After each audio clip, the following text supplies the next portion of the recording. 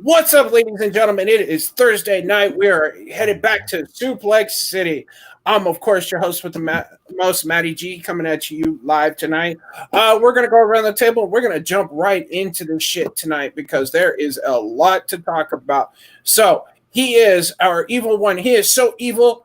He is an evil uno. He is evil ghost. What's up, brother? What's going on, people? Evil rules. We do have a lot to get into, so instead of me talking about myself, let's talk about wrestling. We can absolutely do that. And we'll go next to the man, the myth, the legend. He is the best there is, the best there was, and the best that will ever be. I know I butchered that, but that's okay. He's the man, the myth, the legend, JB3. Man, you're going to make Bret Hart upset. You can't do that. Oh, yeah, it's a good time. We're here to talk about some wrestling. There's a lot of it, so we're just going to go through the important parts. All that other trash will be labeled as trash. Hashtag trash. All right. And he is bringing the pain. He is our resident pain maker. What's up? Yo, what's going on, guys? Yeah, there is so much to talk about here. I'm going to have to dial down the pain meter to at least 5 or 4. So let's just get this going. I don't know if he can do that, but that's okay. And, of course, it wouldn't be another trip to Suplex City without who? Who might you ask? He is the villain, Mr. Haven Pendergast. What's up, brother? Oh.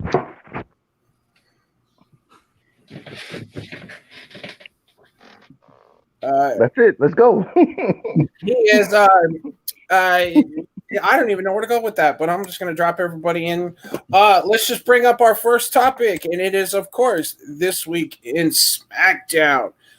First, I fucked that shit up. Got to get my color palette right. So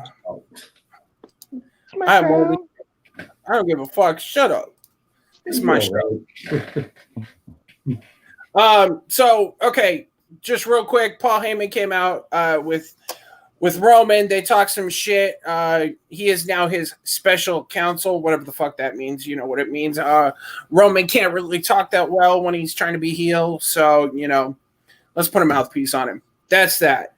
Next up, we had Heavy Machinery took out Miz and Morrison. Morrison thought he'd be slick as fuck and take what was the briefcase. I stole it, just like the 24/7 title. Nope, that's a false. Mr. Otis had it in a small lunchbox. Evil Toast, I know you said in our chat you wanted to talk about that. What you got on your mind? Well, you really actually did a pretty good job. I was just going to give kudos to WWE for a rare recognition of little details where there was actually something clever, and Otis outsmarted the guy, or he just eats a lot and decided to trade vessels where he had kept his lunch in a bigger lunchbox. But also that Miz said to Morrison, that's not how it works. You can't just steal the case. So little details, little baby steps for WWE. I actually thought SmackDown was the best show of the week this week in wrestling. I wouldn't say that. I thought AEW was better, but you know what? It was a hell for the wrestling aspect. Absolutely, it was. JB3, you got anything you want to say about Otis kind of actually doing something smart? I just want to ask Villain a question. Oh shit!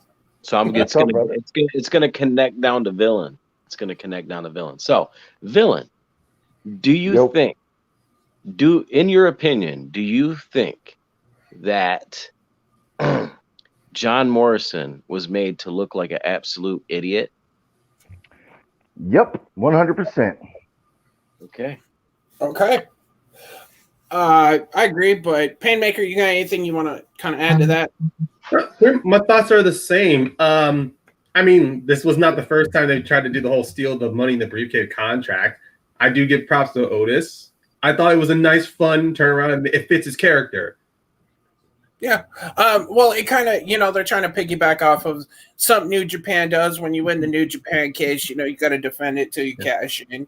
That's all that was. But okay, I want to move on to the rematch of the WWE Women's Tag Team Champions, Shayna Baszler and Nia Jax taking out Sasha Banks and Bayley. It was, of course, another good match. You see the kind of back and forth between, Shayna and Nia Jax, which I kind of think's entertaining myself. They got the win, but what I want to talk about is the after effect. It finally happened. Something JB3 has been, if you watch our show, you would have seen over and over and over and over again.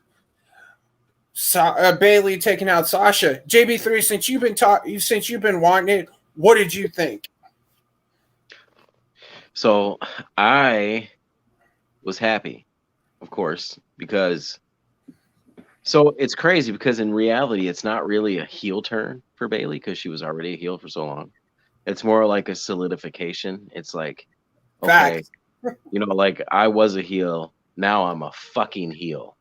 Like, so, and then it obviously the turn is Sasha. They've been planting seeds with her being like really, really cool and really, really good. Even in their WWE Untold with Brooklyn, they were planting tiny seeds. If you watch it close, you can see Sasha all emotional, and you can see Bailey like, well, you know.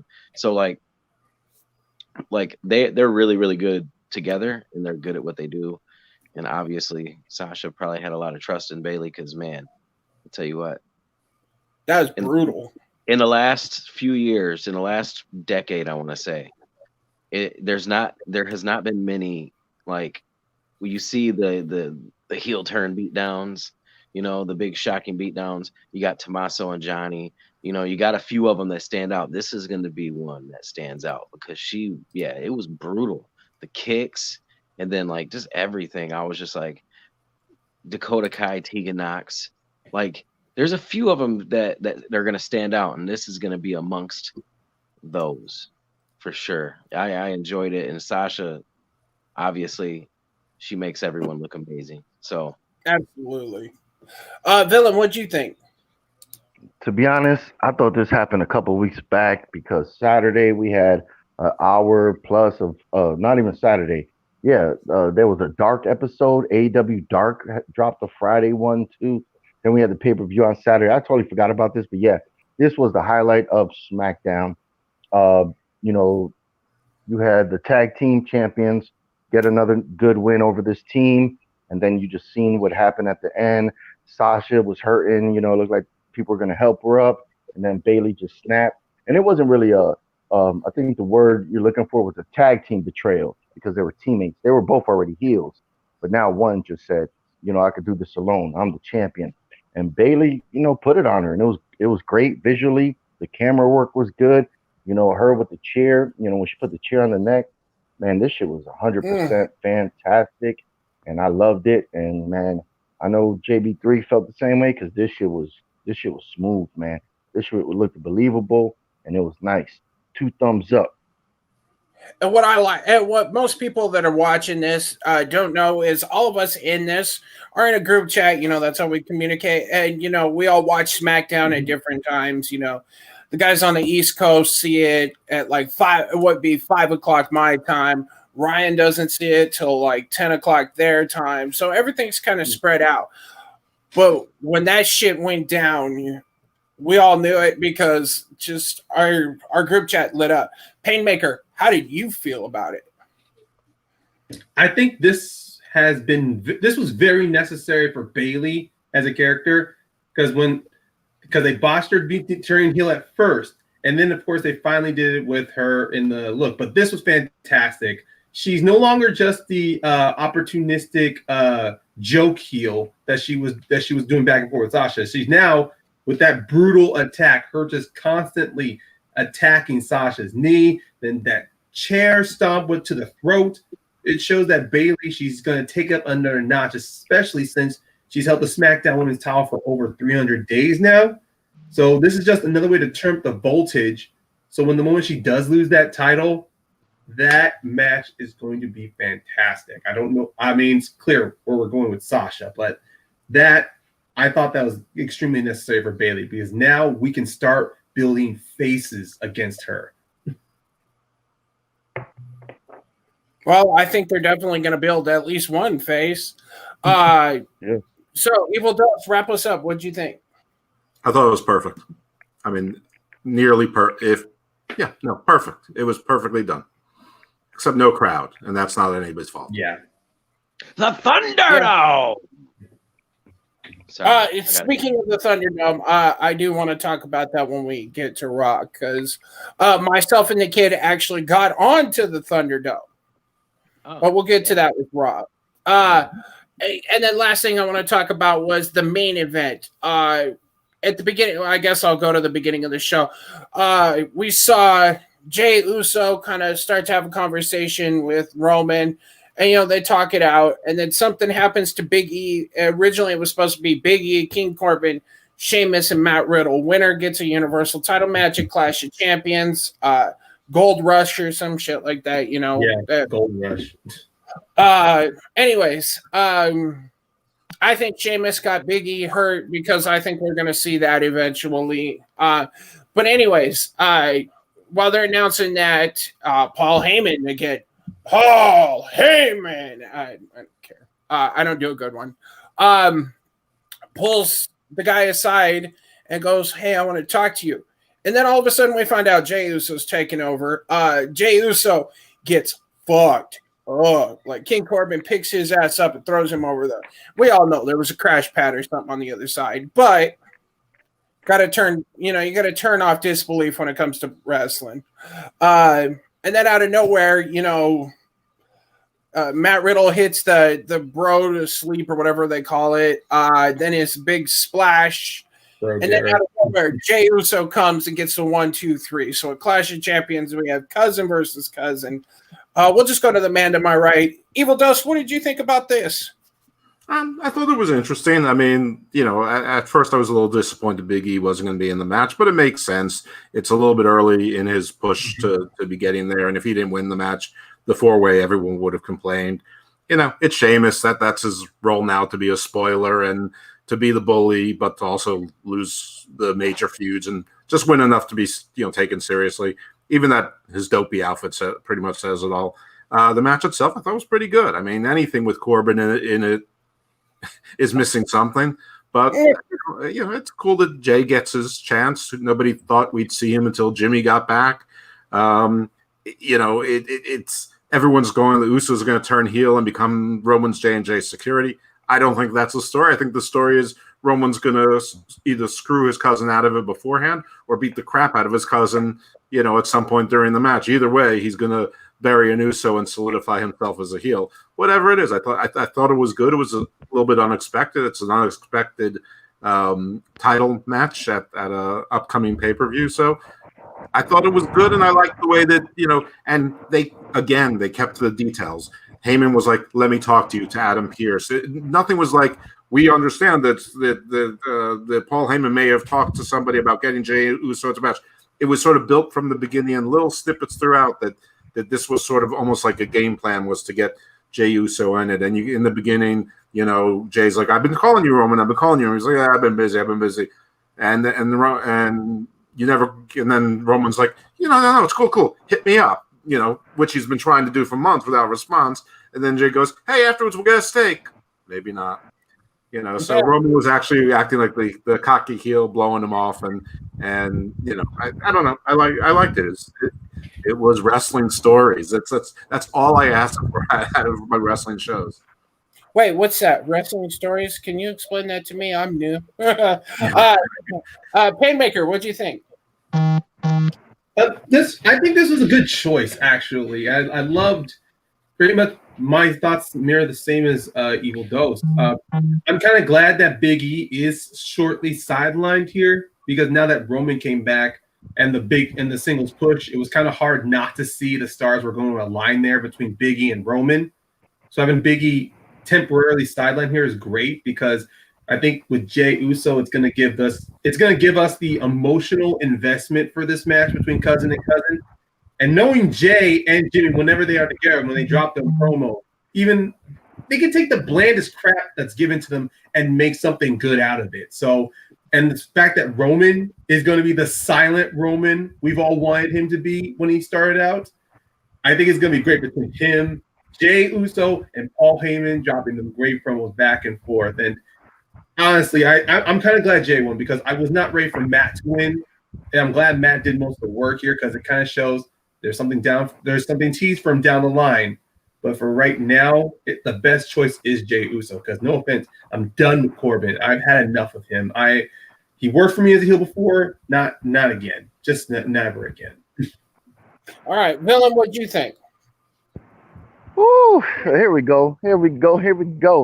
I don't know what people's obsessions are with Big E winning the fucking heavyweight title. This guy's been stuck in a tag team for so long. And this is the shit about WWE that one thing I don't understand why every fucking tag team they have, one guy's always hurt. Like, I don't get that at all. But anyway, so everybody wants Big E to win the title all of a sudden. Oh man, we want Big E. If he's not going to be in the New Day or if he's going to get a singles push, change your fucking gear. You know what? A lot of people disrespected WCW, but at least they gave their guys years moving up in the ranks before they won the big title. DDP, Booker T, Chris Benoit, they all took years, and you've seen them move up. Now all of a sudden it's like, oh man, Big E needs to win the heavyweight title. For what? He doesn't have a new moveset. He's doing the same shit he did since he got there years ago. You seen what happened with Kofi. Nobody gives a shit about Kofi's title reign anymore. Does anybody clamor for Kofi to win the title again? Nobody says that shit. But the main event was fun. I like the mix up with the four guys, so that was cool. That, you're giving a new guy an opportunity to get the title. It's going to be the cousin now. So that adds a layer to it. And yeah, the main event was fun, So thumbs up on the main event. All right, JB3, how about you? You going to shit on this? No. I agree with parts of what everyone said. So like Big E, like the situation with Big E, like I think that Big E should not be going for the world title right now. However, I think he should be getting a crazy push. I think he should be going for the Intercontinental title right now. And personally, I like the fact that they got him out of the match in a creative way. Because I mean, a match with him and Sheamus is only going to make him look better. Hopefully, Sheamus he's underrated at making people look good. So now Big E in my opinion, if it's going to be a world title, I think it should be the Rumble, and I think he should win it and go against Roman at WrestleMania, and then that's when Xavier and Kofi screw him out of the title at WrestleMania, and then that's what I would do. And it, like you said, you got, this one thing Villain said, you do got to put some. Now, granted, Big E has put some years in. He's been there for a while, but you got to put some years in as a single star too. And I think that moving him up there and then not giving it to him will be the test. They did it to Roman. Now look where Roman is. Roman had that shit years of being on top, and they learned from their mistakes. They had all the mistakes. All the mistakes were there. You know what I'm saying? But if you think about it, they never gave him the big title wins. Only a couple times. He's lost the WrestleMania title matches. I mean, the ones against Brock, he beat Triple H, but that's going on another thing. Honestly, the fact that he's gonna face Jey Uso just makes my heart warm. Because not only is it a story that you can tell with him and his family, it's a story, like you said, but at the same time, like Villain said, it gives a shine, like it gives a spotlight on someone else, like as long as it makes sense, and it makes sense. So yeah, I feel you. I'm totally digging it. Like I'm digging everything about it. I'm intrigued to. I think someone said, I'm sorry if I can't remember who said it. Someone said knock them out or take him out before the match, like beat him down, like he's playing mind games with him, and then take him out before the match actually starts or it happens. That's an intriguing idea too. All right, one last thing before we move on. Bray Wyatt did a Firefly Funhouse. Came out, didn't do anything, but then he promised that somebody new is joining the Funhouse, and then they go bye, and then bounces off. But then the next scene itself, we see Alexa Bliss and Nikki Cross talking, and in the background, we see Ramblin' Rabbit. Evil Dose's face has got me a little worried here. Puppets. I'm fucking excited as hell. I gotta watch my mouth a little bit. One of Caleb's classmates is actually in the chat. I gotta watch my mouth. I thought that was pretty cool. He asked about our YouTube channel, and I gave it to him, and he's in the chat. Anyways, I'm excited for this. I just want to see, what if this whole thing's a red herring and it becomes Nikki Cross, and he brings them both in. I'm sorry, Evil Dose. The floor is yours, my friend. Here, you can just. I really don't need the camera to myself here. I don't have a lot to say. I just love puppets. I've been waiting for the puppets to become real characters almost since the beginning. All I've wanted is evil puppets for close to 2 years now, or however long this has been. So it looks like we're finally going to get it. I don't think it's going to be Nikki Cross, but it could be, which is cool. Not knowing is interesting.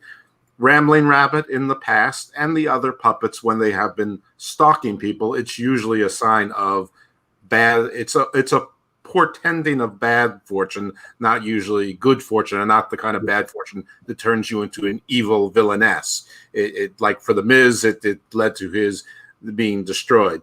In any event, I think it's going to be Alexa. Maybe a Sister Abigail, maybe not.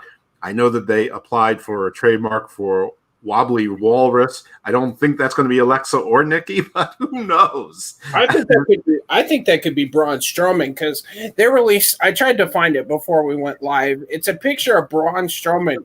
He posted it on Twitter. It's just really wicked looking, like mask, big old teeth. It looked really neat. JB3, do you have any opinion on this? Yeah. If anybody has ever seen the show In Living Color from back in the day, Sure. you may understand this reference. Howard, bam! Oh, get the fuck out of here. Get out. Okay. Get the fuck out. You're not allowed to. Get the It's fuck fine. out. We agreed. It's like, get the fuck out. No, I'm just playing. Villain, do you have anything you want to drop on this? Yeah, this would be so cool if I was 7 years old. Who gives a shit? Like, seriously, you guys are all, oh man, I wonder who's going to be there next Friday on his little show on the back of SmackDown. Man, trash.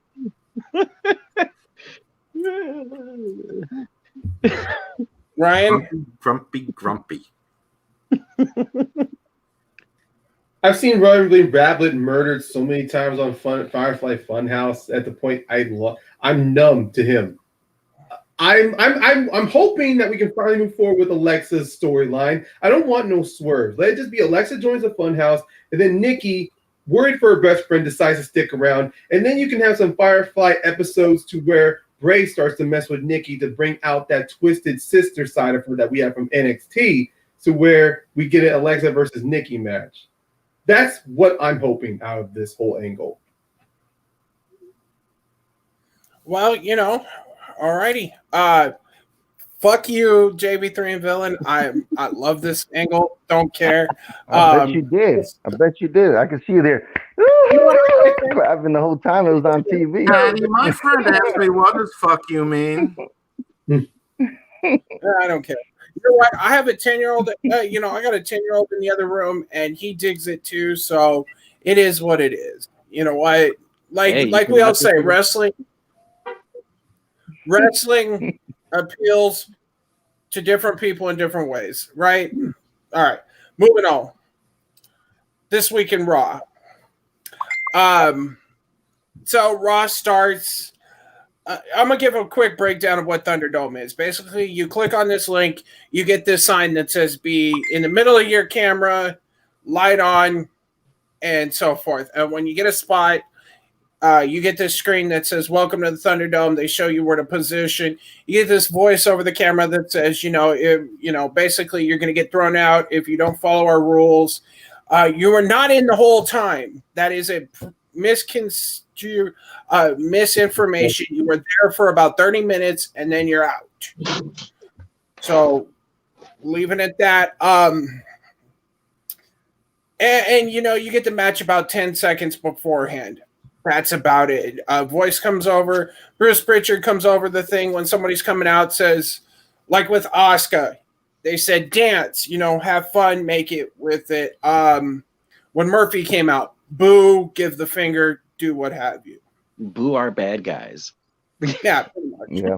Yeah. And it's not like, you know, they hear you. Like it's preschool. Like it's preschool. Well, even funnier is like they tell you to do that, but your mics are muted. But it is what it is. So Raw starts. Hold on, real quick. Your mics are muted the whole time? Yes. Fake ass noise. I knew It that was That's crazy. It really, anymore. it really is. Like all the noise you hear is pumped in. They do. They tell you to do thumbs down. Like when Asuka came out, they said dance. That's good. I mean, it'd still be a fun experience. I mean, you're on it. It was like hell got a kick out. Yeah, if you have a kid. Yeah, if you have a kid, that'd be cool. Yeah. Like you briefly, like I compared what I was looking at to the thing. You could kind of see where we were. We were way up at the top, but what you do see is you see the camera angle like on TV. So Do you're they not. send you a picture of your image afterwards, like as a souvenir? No, I just took a screenshot. They should do that for fan service. Yeah, like Yeah. Caleb and I were sitting on the couch, and he was sitting over my shoulder. We were both in the screen, but he got to see Asuka come out. It was really cool, and we did it for SmackDown tomorrow night. But looks like I may be driving him to his mom's, but that's a different story. So Raw kicks off. Randy Orton comes out to just run his mouth like he normally does, and all of a sudden you hear "woo!" and an ambulance pulls in. Driven by Drew McIntyre. Does Drew McIntyre own a damn ambulance? And somebody answer me that, or did he just like jack it and been driving around Florida in it for a week? That's an SUV in Scotland. Okay. I'm just gonna wrap this all in one. He claymores him 3 or 4 times throughout the night. Makes Randy Orton look like a punk. That's all I really want to say about it. If anybody else has something they want to throw in, the floor is open. I don't know if it makes Randy look like a punk. I mean, on the other 2 occasions, yeah, it does. This first time, though, it was just more of Drew. Of course, this is pretty much they're trying to set up as Drew doing like a tit for tat to Randy. Randy punted him in the head 3 times, giving him a fractured jaw. So this is Drew McIntyre. Instead of choosing to give up the belt, he's going to come back, do the same thing to Randy. I understood that. The problem was just the execution throughout the entire night. Drew, instead of having Drew just hide in the shadows or be somewhere out, they keep cutting to him 3 different occasions with the new guy, Adam Pearce, and he keeps asking, go home. And Drew's like, I'll go home. He's supposed to have a fractured jaw. He shouldn't be able to talk. So that's kind of like a slip a little bit. Mm-hmm. I think I love the idea that Drew is showing Randy that you pissed me off and I can be just as brutal and vicious as you are. The problem was just the execution of that throughout the entire night. Yeah. All right. Anybody else? I just would echo what Paynemaker said, that Drew should have been grimacing while he was speaking or having trouble speaking, or it should have been like fake wired shut or something to preserve it. That's the kind of detail that they had on SmackDown that they didn't have on Raw, and that's part of the difference between the 2 shows right now. Okay. Anybody else? Going once, going twice? Sold. No. Okay. Next up, I'm going to drop basically everything. Cedric Alexander finally went to the dark side. He finally joined the Hurt Business, which I like this idea. I'm actually down with it because they've been teasing it for a while. And if you notice, once you join the Hurt Business, you seem to actually get a run. And Cedric Alexander, I think him and Ricochet or Mustafa Ali, they could have a hell of a match if they go even 10, 15 minutes. Just let them go. JB3, you got anything? I only got one thing to say because it was all fine, and I like that Cedric joined. But Apollo Crews took the best lumbar check. Oh, God, that was beautiful. Yes. That's it. I mean, it was great, but that's all I really wanted to say is that, man. Yeah. I got nothing bad too. I like the turn. It was perfect. I mean, they didn't do no swerves like WWE normally does in the past. They pretty much told straight and through. MVP wanted Cedric to join them. He kept getting beat up. And MVP tried to re-encourage him, like the bully mentality. You beat him down, try to make him see your logic until finally that twist happened. And so I can't wait to see what they're going to do with Cedric. All right, Villain, let's hear you bag on this. Yeah, maybe they'll give Cedric the cruiserweight title again. You know, now that he's with the Hurt Business, they can have some gold around his waist. Because what else is he gonna do? Make him and Sheldon the tag team. I mean, okay, Dose. Yeah, a couple things. I mean, I like the turn. I don't understand why Cedric. I mean, I would have gone for Ricochet. He's the more exciting, more talented. I would love to see him in a Power and Glory type of tag team with Lashley, or if Lashley's going to be the single star with Shelton. I think that would be an amazing tag team. Where maybe Cedric with him would be too. I always think of Cedric as the guy from Ring of Honor. You know, that never really did anything for me there and still doesn't. The one thing I did not like, and I like this generally, and anyone who's known me for a long time knows this is part of a little dream of mine. But one thing that they did that I did not like, and they did the same thing with Team Vega, and it's sort of like an NWA thing for like now NWA Power, or what was last year anyway.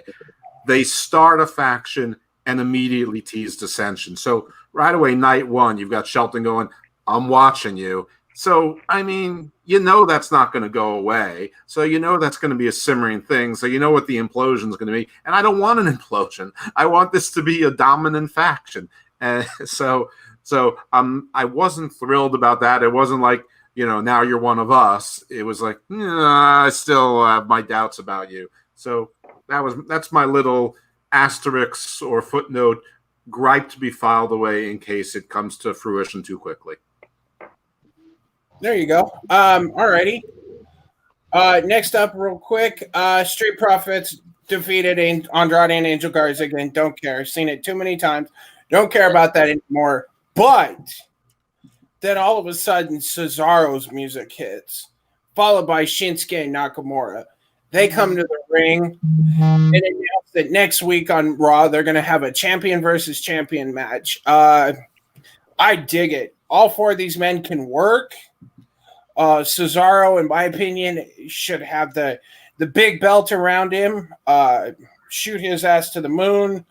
Shinsuke is, you know, not the same character he was in New Japan, which we'll never get, but we all know he can work there too. Fuck it, Villain. What'd you think of this?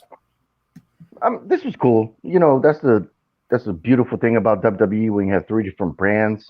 When you had guys that haven't fought each other before, you can bring them in, especially when they have titles. For the setup was fine. You know, that's cool. I like that. The one thing that we started hearing rumors, well, I did, you know, and I think Evil Dose did too, if you go online, is that there's rumors about, they might be unifying the titles. That to me is stupid as fuck. WWE, don't do that shit. When you have 300 people on your rosters for three different brands total, 300 people, don't unify, don't take away titles. You got too many people there just floundering. So don't unify titles because you have two shows on two different brands. And both of those brands want gold, so don't unify the damn titles. But other than that, it's cool. Alrighty. JB3. So, as far as the tag champs going in, they're doing the invitational thing, whatever, that's cool. I like it. However, I would have to slightly disagree with Villain. Slightly, because I do want them to unify the titles. However, I do agree that there needs to be a lot of titles. I just don't want there to be two sets of tag team titles. I want them to unify these titles so they can be the WWE tag team titles, and then create a trios titles and have all those types of titles, the tag titles, can all go across all brands. That's what obviously that's outside the box thinking. That's all kinds of craziness. That because I would agree with Villain when it comes to the title issue. There's like a bunch of people on the roster. That's a great point. You don't need to get rid of titles. You need to add more titles. For me personally, I just want different types of titles. It gets a little bit lame with the tag team titles when you just got the Raw tag team titles and the SmackDown tag team titles. If you had the tag team titles and then you had another way to have like a trios tag titles, because you got a lot of 3-man groups. You got the New Day; they could go after those when Xavier comes back. You know what I'm saying? Like, there's a lot of guys that could go after that. There's a lot of look, the Lucha House Party. I know that they would just be probably jobbers because that's what WWE always does with them. But yeah, I think the unification could happen. But if not, it'd still be fun to watch these two. Okay then. PAYNEMAKER, you got anything? I double agree with JV3 that WWE needs to bring in like trio set tag titles, because every time we see a tag match on Raw or SmackDown, outside of the normal 2-on-2, we're always getting like the 3-on-2s or an 8-man tag match. 6-man or 8-man tag matches. So why not get a 3-man? Why not get three trios tag titles? New Japan has that with their never tag titles, and so does Ring of Honor with the ROH. So it's kind of like WWE doesn't need to follow the trend, but just they can take something and they can adapt it to all their other guys. And also, we can have a lot of fun combination of either tag teams, newly formed tag teams, or tag teams and a singles wrestler. But push that aside, I'm actually okay with Cesaro and Nakamura being the next opponents for the Street Profits, because I'm finally glad that the coffin has been shut on Andrade and Angel again, because it was the 7th, 9th, 10th time these guys have fought. And now finally that's pushed aside so the Street Profits can finally move on to new opponents. And what better than Nakamura and Cesaro? I loved their match. I love the fact that they're tag champs. I can't wait to see what kind of clink they're going to put on against the Street Profits next week.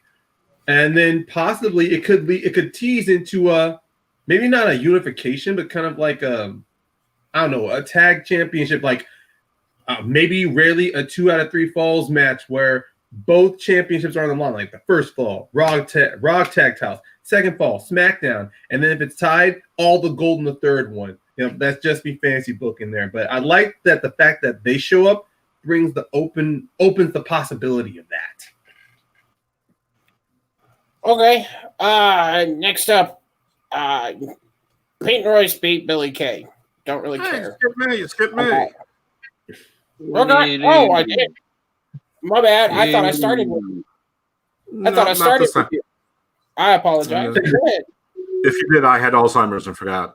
What's my name? I'm perfectly okay with Cesaro and Nakamura coming on and giving the champion, challenging the Street Profits. In the Facebook group I'm in with Haven, I'm the one who started that unification rumor, though it's not so original that I claim that I'm the original author or the only author of it in the world. I don't love the idea of doing the unification, but in an expression of the reality that WWE does not give two damns about tag team wrestling, although they feature tag team matchups all the time and put people together for no reason, but they don't give a damn about tag team wrestling. Even in after the releases and you've got injuries, they just released AOP after the other releases, right when they were about to come back. They obviously didn't care about tag team wrestling very much. Otis seems to be his own story. You barely see Heavy Machinery. Miz and Morrison are sort of a joke. Ivar looks like he's hurt. I don't know how hurt, but it's something with a sternum, so they're snake bit. They just broke up Garza and Andrade for the 17th time. Hopefully it's final because, like Ryan said, just be done with it already and let them. If they're breaking it up because they're great performers and they want them to work together and put on great matches, I guess I'm okay with that, but I really like them as a team. But it's over. That dream is over. Expression of Reality, Let them split and let them start the feud. So because WWE does not care about tag team wrestling, I mean, even in NXT, there's name me 4 tag teams that you see consistently. You can't. Unless you're bringing UK, and even then it's probably a challenge. They don't care about tag team wrestling, which is odd as hell, because that's one of the things that really attracts people to AEW. So you think you'd at least want to leverage the fact that you had 300 wrestlers on the contract and try and build a deep tag team division, but they don't. It's just a simple fact. Vince McMahon doesn't like tag team wrestling. So I'm okay with unifying the titles. It will make them feel more important. So even if there's 4 or 5 teams, at least they're all going for one thing. I'd like to see trios title too. I don't know who's in it. I don't see it because they don't care about tag team wrestling. So I don't know why they would care about trios tag team wrestling. But I think it'd be fun if they did it. But I don't want to get into that weed of fantasy booking because that's not how we roll here. But I'm okay with it, and I'm okay with the unification. If it's not a unification, Villain is happy. If it is a unification, I'm happy. Okay. Either way, I don't really care. Just more actual good tag team wrestling would be wonderful because they've got the bodies to do it. But look at Hangman and Kenny Omega. They were thrown together, and they put some of the best matches of 2020 on. Anyways, kind of jumping through, Randy Orton beat Keith Lee by disqualification. What do you know? The second Claymore of the night. Kevin Owens and Aleister Black fought and then got their ass whooped by Jabba Kato. I wish they'd have just let those two brawl it out. I mean, what they were doing looked really good. It was frustrating as hell. The Riot Squad beat Shayna Baszler in a 2-on-1 handicap match. That's disappointing as hell because Shayna Baszler should have just destroyed both of them and walked away. Retribution. Evil Ghost. I know you've got comments on it. Talk about these hooded figures. I mean, I just thought it was so cheesy with the voice manipulation and whatnot. It seems like they've settled on the number 5, which makes absolutely no sense because we've already seen them numbered in the double digits more than once and usually 8. So I understand, like, even in the Dark Order, sometimes there's 10 or 11 of them, but most of the time there's 6 or 7 of them. And if you count Anna Jay and Colt, there might, there's always a half dozen to 8 of them.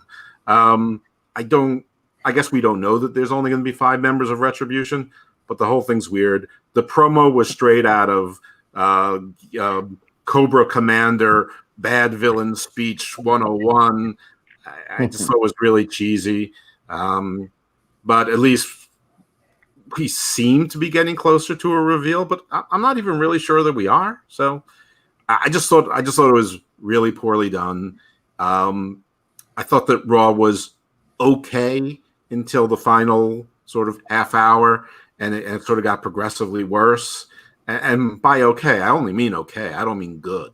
And I think this, I don't know. I thought this was sort of laughable. Maybe they can fix it. I mean, people are talking about it anyway, so I guess that's good, but I don't know. I haven't heard any particularly good feedback, and that's how I feel. I feel like, it's closer to the Nightmare Collective where just pull the plug than the Dark Order where it got better with those promos, but maybe copy what they saw and replay it. But I would say it was no bueno, and I have mucho miedo. Okay. JB3, can you do me a favor? Your sign, can you hold it up? It's already in my hands. Hey, I liked the idea of it. I thought it was an interesting way they went about it, but like you said, I've read comic books that had better villain speeches in it. Speaking of villains, what did you think? It's no secret. I could care less about Retribution. I think it was panic mode. They threw something on the wall, try to make it stick. Evil Dose nailed it on the head. We've seen 30 guys come into the ring in black outfits. Now they're showing 5. it doesn't matter what's going to happen with these people when they're revealed, because unless they're feuding with like top stars, like winning the main women's belt and the heavyweight title on Raw, I guess, because they're only exclusive on Raw, this is going to die, and it's going to be something we look at years to come and say this was just straight trash, and it's going to hurt these people's careers once they're unmasked, because this has just been going down the hill, and that's right, it is trash. All right, Ryan, round us out. This, yeah, just like the sign, it was trash. This is just one of those examples. Hey, man, I don't know. I don't feel like this was rushed. This felt like it was rewritten, obviously, because we all know the legendary stories that Vince likes to rewrite something the day of. But then at the same time, just hearing this dialogue, it's just one of those prime examples that, good or bad, well, mostly bad, Vince is very disconnected. He's very detached from people, because the way these people talked, I didn't believe 1 second that they were intimidating, that they were here to destroy the roster or attack WWE, especially now they're exclusive to Raw. And it was clear through the, I don't care what vocal distortion they were using, that was clearly Dijakovic talking. And you can clearly tell one of them was Mia Yim. The other one, it was either a mixed, depending on the size, it could have been Kaden Carter or another NXT wrestler. Man, they just weren't trying here, and that's the sad part. They keep building up Retribution to be this all-imposing force, and they just drop the ball almost every time. And this is just they shot themselves in the foot with this promo. It was better off that they just never talked. At least there is some mystery there. But now that they have spoken, it doesn't matter who's in the group now. I really don't care who is in the group after that, because there's no way the moment they reveal themselves, their promo is going to be any better than this one. Alrighty. And guess what? I talked about the Claymore kicks. Number 3. Randy Orton gets laid out again. Now our main event. Dominic Mysterio defeated Murphy in a street fight with the entire Mysterio family at ringside. Villain, you wanted to talk about this? The floor is yours, my friend. Oh, hell yeah. This to me was the match of the week right here. This was something that I called a couple weeks ago, but I thought it was going to be Seth Rollins that got the beat down, because when we first seen Mama Mysterio come to WWE, I said, man, the family's probably going to put a whooping on Seth. But, man, this was the showcase of the Immortals. Woo! Damn, this was the main event. The whole Mysterio family came out. You know what? All the YouTube people, though, you sound racist as shit, though, when you keep saying piñata. What, because they're Mexicans? You got to classify them beating the Murphy like a piñata? Not cool, guys. Come on, 2020. But anyway, yo, Murphy had a good outfit on, looking clean. You know, mother was out there, sisters out there, father out there. Yo, this shit was just bananas on a fun, entertaining level that we want to see more of in WWE. Like, if everything else was like this, like SmackDown's doing a lot of good, fun stuff. Man, you know, I like the wall setup, because we don't really get to see a lot of the stuff that's, you know, when you see the people's faces. But obviously, you could climb on top of it and jump down. You know, Dominic did a nice splash from like 2 stories off the televisions, people's heads. That was really cool. You know, Murphy had Dominic trapped in the ropes. The family came up, took Dominic off the ropes, and then he, you know, the move of the night, man, when he did that sliding outside the ring powerbomb onto the table, that shit was just immaculate, beautiful. Woo! And then, you know, Murphy gets back, you know, I know I'm talking a lot, but they throw Murphy back in. He gets his hands tied up, and then the match just went to like unbelievable, like extreme fantasy levels from there. Because I know it was a street fight, but I didn't know it was a no holds barred, no disqualification. Like, I don't even know how he lost the match. Like, he was tied up in the ropes, getting whooped by everybody. You know, the only thing was when Rey Mysterio offered the wife the Kindle stick. She's like, "Oh no, I can't." And then a second later, okay, bam, hits him in the gut. The whole family's hitting him in the stomach, and then somehow he loses the match that way. I don't know what the hell happened there. I don't, you know, some people were saying he said I quit. Some people said he tapped. I don't get it, but whatever. And then they just ended the show with him just on the ground or on the mat, and the whole family just beating the shit out of him. Like, you know, that was crazy, man. That was a sight. That's gonna be for WWE right now. That's gonna have to be one of the top 10 highlights of 2020. So I give that a massive 2 blunts up, 2 thumbs up. To answer your question, out of nowhere, Murphy verbally submitted. Just answer that comment. He said, I liked it that watching Mama Mysterio beat him like a redheaded stepchild. I think it was the only way it'd have been funnier. So she'd have used her chancla. Oh wait, that's a AEW kind of thing right there. If you watch BTE, you'll understand. If not, well, watch BTE. JB3, how'd you feel? I didn't love it as much as Villain did, but I didn't hate it. It's cool. It's cool. Yeah, I mean, they whooped his ass. It was all right. He deserved that ass whooping. Yeah, it would have been better if it would have been Seth. I like Murphy. I don't like Seth. It would have been better if it was Seth. Seth should have got that ass beat by his whole family. I think that they should have. I don't think she should use a chancla. I think she should rip his eyeballs out. At least one of them. Yeah, he had him tied up. That's right. Yeah. All right. But yeah, it was what it was. All right. Dose. JB3, you still have that sign, your pad? Sure. Can you raise it for a second? The expressions and the representations made by JB3 represent Evil Dose's Malachi only, and not the opinions of JB3, nor the Suplex City chats. This is trash. I hated everything about it. I hate everything about Dominic Mysterio. The young star that needs to be put over here is Murphy, who has a 15-year career ahead of him, could be WWE's Pac. He's a great athlete. He's built like a motherfucker, and he's a mean motherfucker too. And he's got a future. Dominic Mysterio is a 5'10", 135-pound guy with a couple of moves that he can do well. Doesn't matter. Doesn't look like he can hurt you, and he's got a last name. The end. Trash. Hate it. Damn.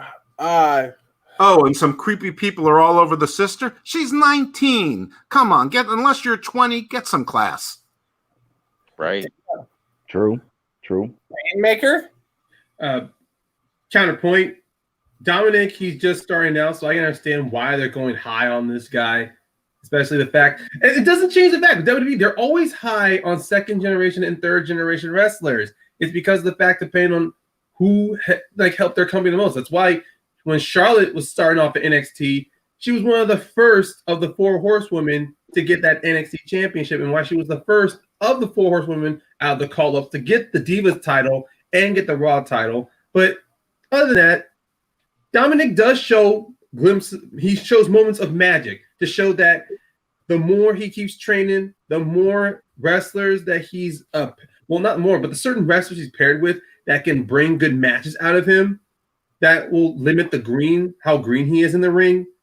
We will get to see some. They're protecting Dominic the best by his matches have always been street fights or tag teams. He has yet to have a regular singles match outside of Seth Rollins for that triple threat, But other than that, he was paired against very experienced wrestlers like Seth Rollins and Murphy, as we saw tonight. Now, the whole thing with the Mysterio family saying beat him like a piñata, that was a heavy detractor. Come on, Vince, stop whispering to Cole's ear. Let Cole actually try to commentate. He's been with your company for 2 decades now? He should at least know how to commentate a match without you whispering in his ear like you're a freaking snake. But other than that, it was a great conclusion, a little great capper to this whole thing. The Mysterio family got some payback after what happened to Dominic, getting red across the face with bruises and welts from those kendo sticks. Murphy, who thought he could try to step up from Seth's example, got some humility. I do believe Murphy is a future in the company, but unfortunately right now, he is, ironically, the sacrificial lamb to Dominic's career right now. Hopefully, I believe he can recover from this, but if not, you all can say I told you so. But I think for right now, I'm hoping that Dominic, after this, he gets a slow push, a very slow push, so he doesn't get thrusted into the main light for either a mid-singles push or, once again, another opportunity for the big title. He just needs to start off from scratch again. Alrighty. I'm kind of in the middle. I enjoyed it. It was a good street fight. Dominic got over. Murphy looked good. I don't care. Moving on. Tuesday night. Super Tuesday. Super Tuesday 2. I think they should have gone Super 2 with a 2 in Tuesday. They should have put a 2 in day. But there were two good things. They're not that clever to think that. I mean, they had Cyber Sunday, so they're clever, but not that clever. Anyways, so NXT, because of the NHL champions or playoffs, whatever, had to be on Tuesday again this week. Whatever. If you remember correctly, last week we were all kind of down on the fact that the 60-minute Iron Man match didn't have a decisive winner, what have you.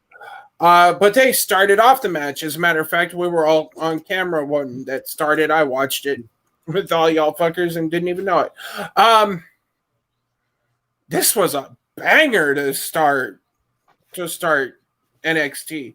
These two went just fucking balls to the wall. I haven't seen a star rating on it, but I would have rated it pretty damn high. Balor picked up the win over Cole, which I said was going to happen.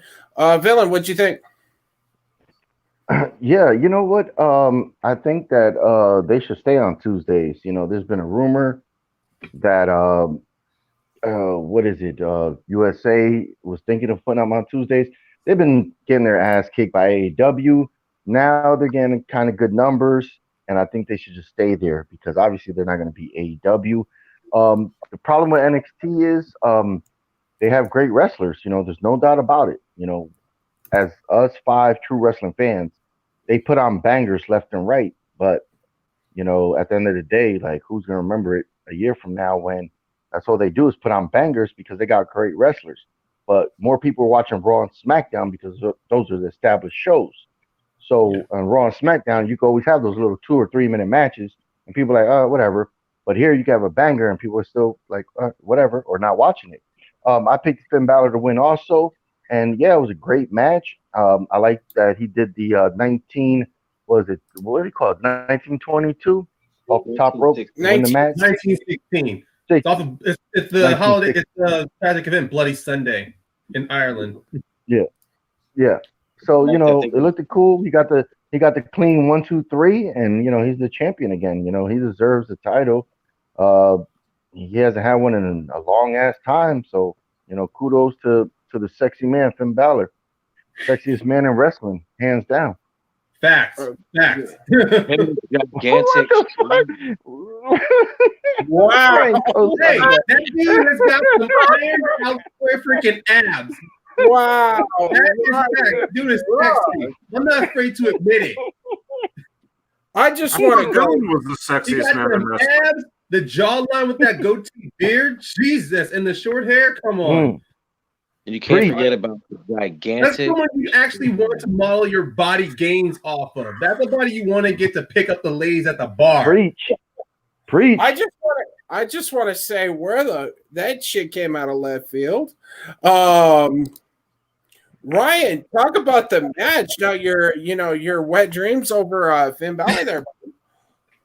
Hey, I respect game, and that body is 100% fire. Now, the match itself, look, I think it went on a little too long, a little bit. I like the fact that they were really trying to show both these men can go, with Cole mostly gaining the upper hand, especially when they had that turn of Balor hurting his leg, and you saw how it affected him when he tried to go for the coup de grace the first time. You saw him stumble a little bit to where he had a handicap to overcome. And you saw in Adam Cole, he wasn't always he wasn't the heel wrestler he wasn't always taking advantage of that attack. He was always just going after Finn Balor straightforward. So if you had to say this cemented, if Cole is cemented as a babyface now, this match definitely cements Cole as a babyface, including the interview afterwards. But in this match alone, I just wish this was a sudden death for their Super Tuesday. But of course, with TV time, we didn't get that. So this was a great kickoff to the match. I love the fact that it took a 1916 off of the high off the turnbuckle to take down Cole. Because not only does that show Cole is still a badass, tough wrestler, but it shows that Finn Balor, he couldn't do his normal tricks he did against Gargano, against Velveteen Dream, against Cameron Grimes, against Keith Lee. He had to go upper echelon in order to beat Adam Cole. That's one way not only for Cole to get his heat back, for what his future is going forward in NXT after this loss. Now, I can't wait to see.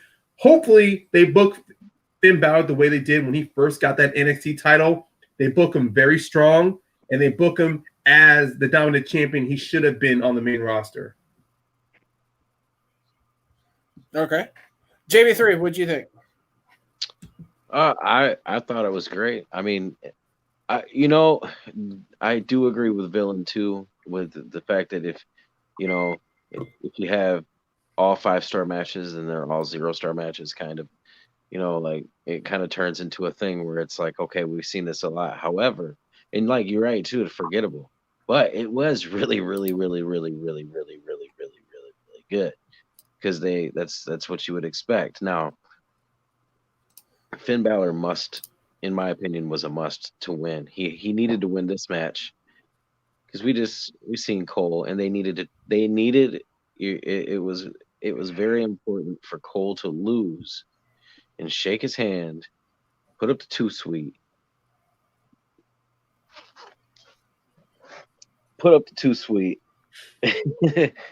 and in like her face.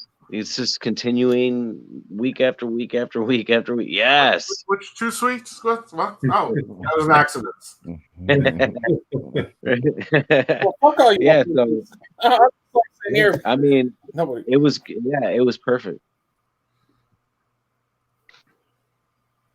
All right. That was cool. I like Evil it. Dust. No, I agree with Dylan. How'd you? NXT is, aside from suffering from the COVID situation and not having any studio in there, they're suffering from some really bad injuries at really bad times. They're suffering from some of their top people being moved to the main roster, which is going to happen. That's the purpose. And so they're always going to have to sort of reload. And they're also, I think, suffering a little bit from sort of a taint surrounding Velveteen Dream and Austin Theory, who are, sort of young centerpieces of the product. They're clearly better off on Tuesday nights unopposed. They've done very respectable numbers. A few weeks ago, if AEW was doing 8:59 and 8:38, people would have been applauding that on a Wednesday night. So it's good for NXT. Fear not, I'm not going to take too long. I'm not going to take very long on the match itself. Yeah, go ahead. Okay. Speaking of what you were just bringing up, NXT drew 838,000 viewers this Tuesday and 849 last week. So they lost about 11,000 because they had that headlining match. But people are pissed about not getting a result too. But still, 838,000 viewers is still amazing. Yeah. Now, when we get to Dynamite, I do have a little image to show everybody, but sticking with that, I just wanted to bring that up, that they did almost 840,000 viewers for the 2 hours. It's better than when they were doing 600,000 when they were going against AEW. Sure. Exactly. Wrap up on the match. The hour, though. Yeah, let's wrap up the match. Yeah, I don't know why anyone will complain about the match being a 4 or 5-star match. It was a title match, so it should have been. Doesn't matter that it wasn't on a pay-per-view. They only do 4 takeovers a year, if that. And this was, if they were going to give you the non-finish last week, they had to deliver this week, so they did. I'm not sure if it was a tactical mistake to put that as the first match and not end with it. I think it was damned if you do, damned if you don't. I think they want people to tune in and keep you in. I'm not sure all the follow-up matches really did that until the book ends, but I thought it was a good match. I think we all called Finn as the winner. The end, it was good. The end. His star rating 4.25. Yeah, that's fair. I would say it was fair. It was a hell of a match. All right. The rest of it was kind of filler, except for our main event, which was Rhea Ripley and Mercedes Martinez. I like the fact that they did this one last. Personally, it was, to quote good old JR, it was a slobber knocker. I could give a fuck less if Robert Stone got involved. I'm tired of that guy. He gets on my nerves. Seeing Shotzi Blackheart run him over with a tank is fucking hysterical. The match was dope. Seeing Rhea Ripley pull that riptide off the top rope through the table was just, look, a table spot that actually somebody didn't get hurt doing. Holy fuck. Holy fuck. Villain, what'd you think of it? Actually, Evil Dose, what'd you think of this? I thought it was great, except for the Robert Stone thing. I actually think that it ruined it. I mean, not only did he not help Mercedes, but he looked stupid doing so. He was basically knocked out from a headbutt for about 10 minutes. I think it would have just been better to have the ladies not, get to it. But they did their job. I mean, they worked really well. It was a good cage match. I just don't like the Robert Stone comedy thing. I did it first. It looked like maybe Aaliyah was going somewhere, but now she's just comedy too. So I don't know. I liked it, but I wasn't feeling the Robert Stone stuff. But I like that Rhea Ripley is back on the winning path, beating a legit tough woman. I mean, basically beating NXT Shayna Baszler now. So I was down with that. All righty, Villain. Yeah, I love women's wrestling, so I was big ups for this being a main event. That was really cool for NXT. Ryan, what was this guy's name in Impact? Because I know his partner was Goddard from the Robbie E in Impact. E. Yep, thank you. I like his character was a knockoff of the Jersey Shore. yeah, but he was buffer there for some reason. I liked him in Impact. He was actually a really good tag team with Goddard. He was there for I think a few years, so he started getting experience. He had a couple X Division championships on his belt, and then here he's a clown. So yeah, that was stupid. And the one thing that I don't get is Rhea Ripley, man. It's like she was champion going into WrestleMania. She lost to Charlotte, all right, which okay is Charlotte. Charlotte's not there no more. WrestleMania was 6 months ago. She was off TV for a little while, which I don't think we're ever going to know the real reason why she was gone, because she didn't leave the country. Those rumors. All right, go ahead, Matty. She came out and said the reason that she was off TV is because when COVID fell, the government shut down and shit. She couldn't get her passport reinstated or her visa reinstated. But because of COVID, she couldn't fly back to Australia. So basically, she was just put in seclusion in a hotel room. Now, and then once the world started coming back, she got that all straightened out, and there she is.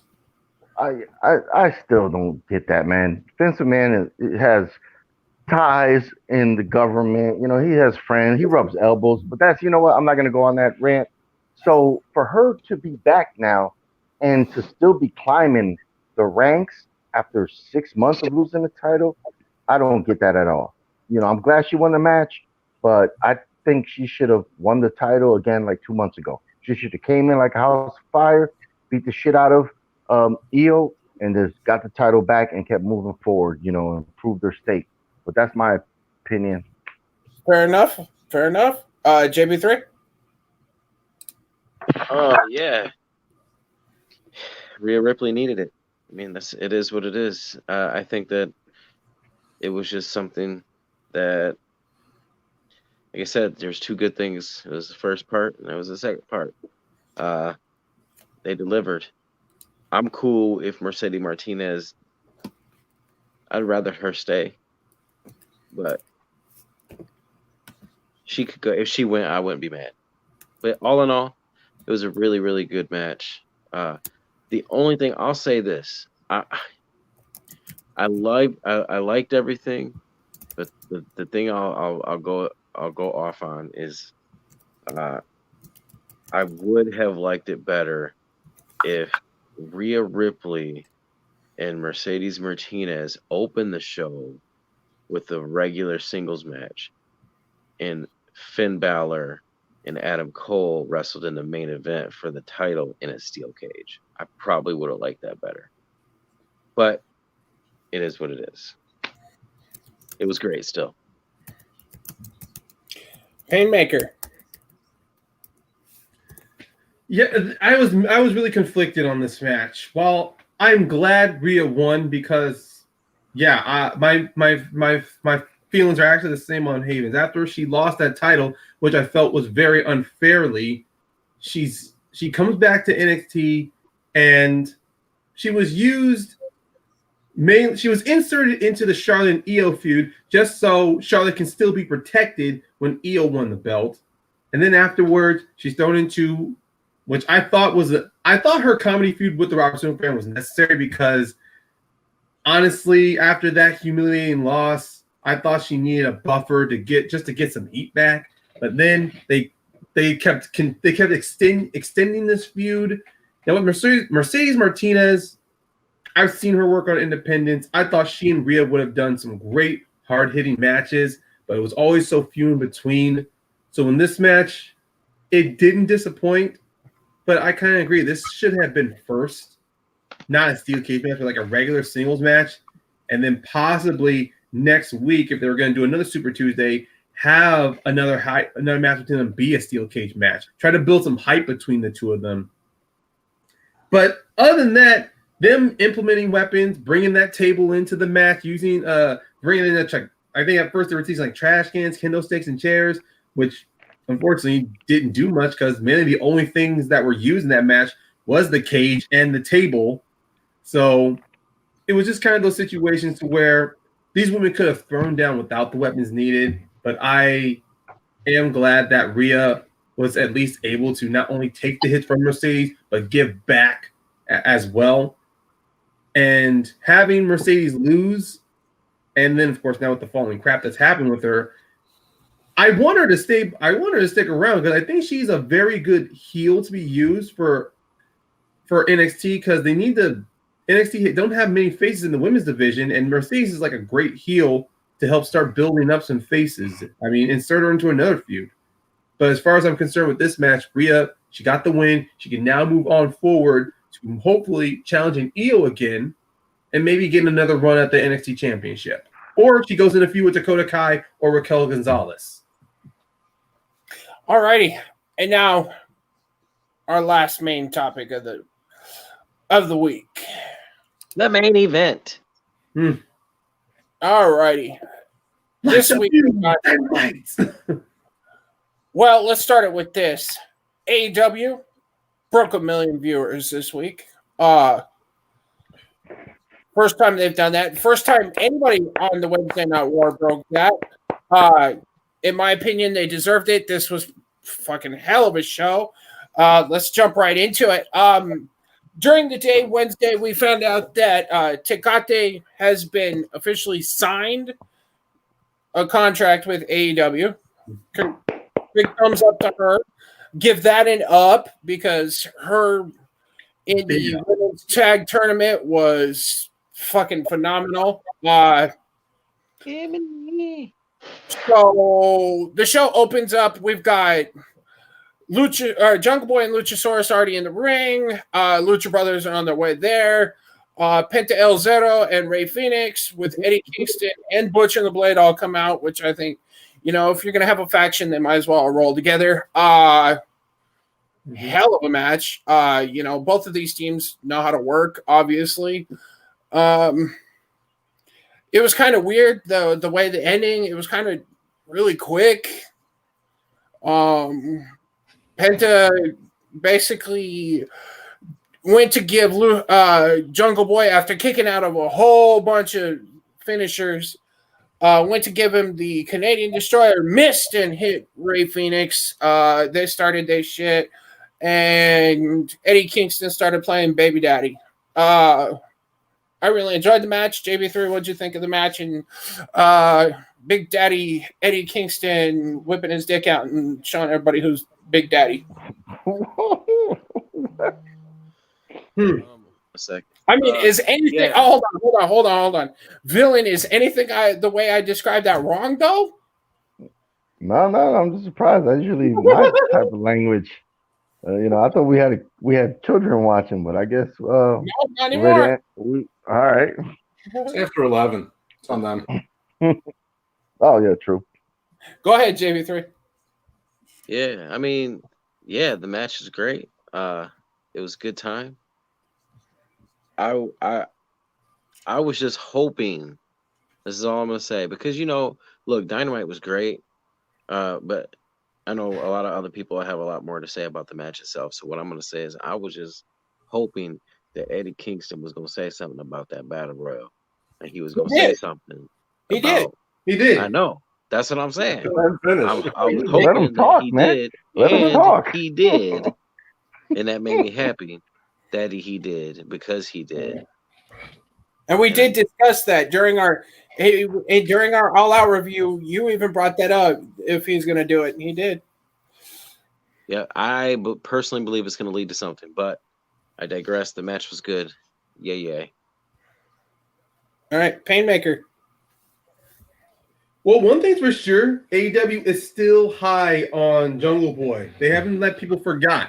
I mean, he takes obviously with the pairing of him and Luchasaurus, someone takes most of the heat, and then Luchasaurus comes in with the hot tag. But it's the fact that it was Jungle Boy who not only kicked out of the Lucha Bros signature package, dropkick package pile driver, but then also he's able to counter the Canadian. Well, he counters a Canadian Destroyer and then leads into a roll to a win. So it's clear AEW is showing through their booking and through the wrestling that they have high hopes for Jungle Boy, and especially commentary too, because they lit up Jungle Boy after he kicked out of that package pile driver. You saw that. I mean, you heard that. And the Luke, of course, I think he's great too. And I truly believe that he and Jungle Boy should at least, they're that face team who everyone wants, who are good at chasing stuff. Unfortunately, I want to see them on gold, but right now the position they're that team that you can constantly root for to chase after the belts. And you clearly see that between how the dynamic they have in that ring and how great I like that match against the Lucha Brothers.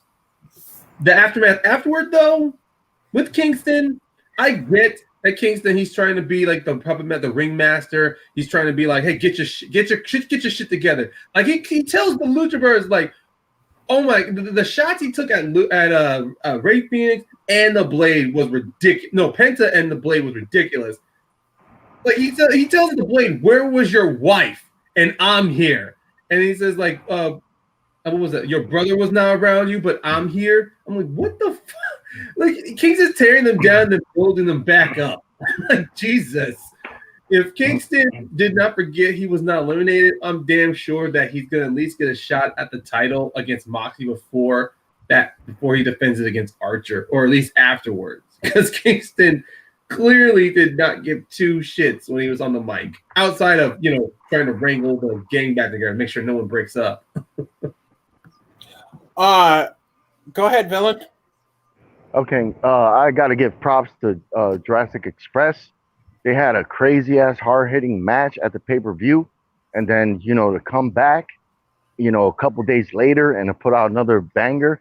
The only thing that suspended my disbelief is, how do you jump off the top ropes, land on the apron, or land on the mat, and then still pull off a Canadian Destroyer on your own brother when the momentum is not there when you jump down?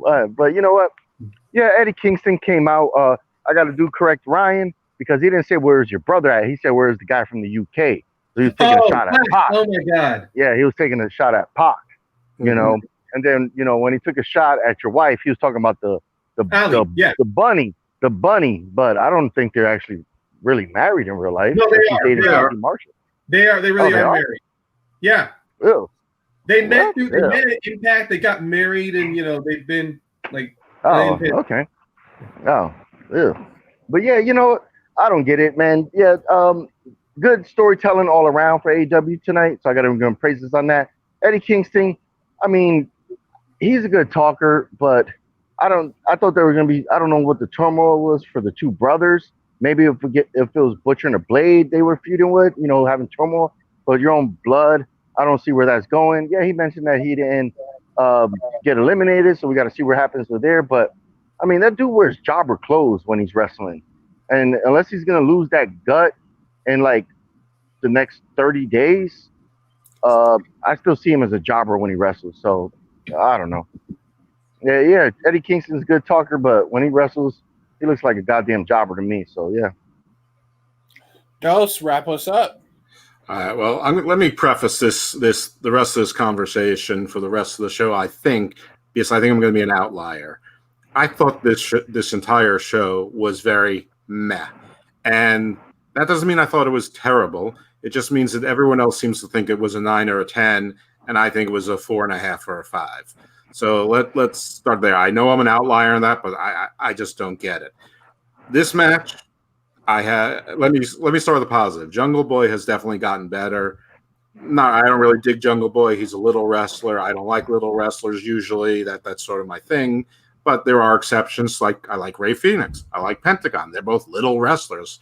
But there's something to them. I don't see it with Jungle Boy. He looks silly with all the hair and whatever. If he makes a heel turn, I'd be interested in that. Anyway, but he has gotten much better. This match, for the first 5 or 6 minutes of it, they had some of the most creative ways of doing arm drags I've ever seen. Great. Very exciting. The end was ridiculous. You do not accidentally put someone into a Canadian destroyer. That was dopey and dumb. The Kingston promo, I had mixed feelings about. I love the way Kingston speaks. He is very convincing. The cadence of his speech, the tenor, the bass in his voice, it sounds real. What he was saying was not particularly interesting. I know what he was trying to say, and I was for him. I agree. What the hell's wrong with you guys? We're supposed to be a team. There were 5 of us in the Battle Royal, and we couldn't get it done. We were 1/4 of the people in the Battle Royal. If we acted like a unit, it would have been ours. We'd have a title shot. I like that he mentioned the rules and did that wink again.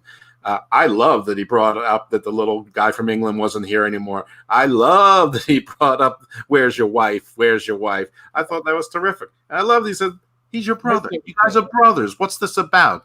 You're going to fight. You're going to get back together. He's your brother. Make up." So overall, I think the Kingston promo was the best part of the segment.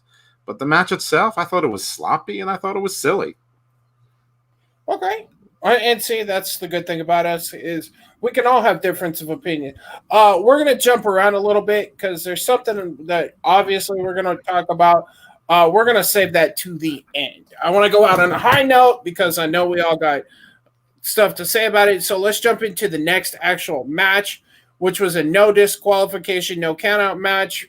Inner Circle, Demo God, and Jake Hager taking on the jobbers known as Joey Janela and Sonny Kiss. It was what it was. Basically got Jericho and Hager over and squashed the shit out of Joey Janela and Sonny Kiss, in my opinion. Dose, you went last time, so you can go first this time. Okay. It was fine. I hate Joey Janela, so I like seeing him lose. I don't know this match was necessary, but it was fine. The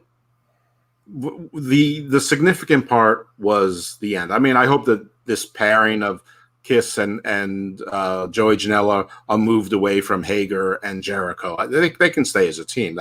That's fine. I don't know what their future as a team is, but that's fine. But Hager and Jericho going for the tag team titles, this division doesn't need this brand doesn't need another tag team. They have about 4,000 tag teams, and doesn't the Inner Circle already have another tag team? Fact. in their group. So, I mean, Mhm. if that presents a schism, that could be interesting. I noticed Sammy wasn't there. I don't know if he was legitimately hurt. I don't know if he's suspended, sort of, because of what happened with Matt or something else, or if he just wasn't part of the show tonight. But I thought it was weird that he wasn't there and noteworthy. I have no other information. I'm not sure if we'll get any information.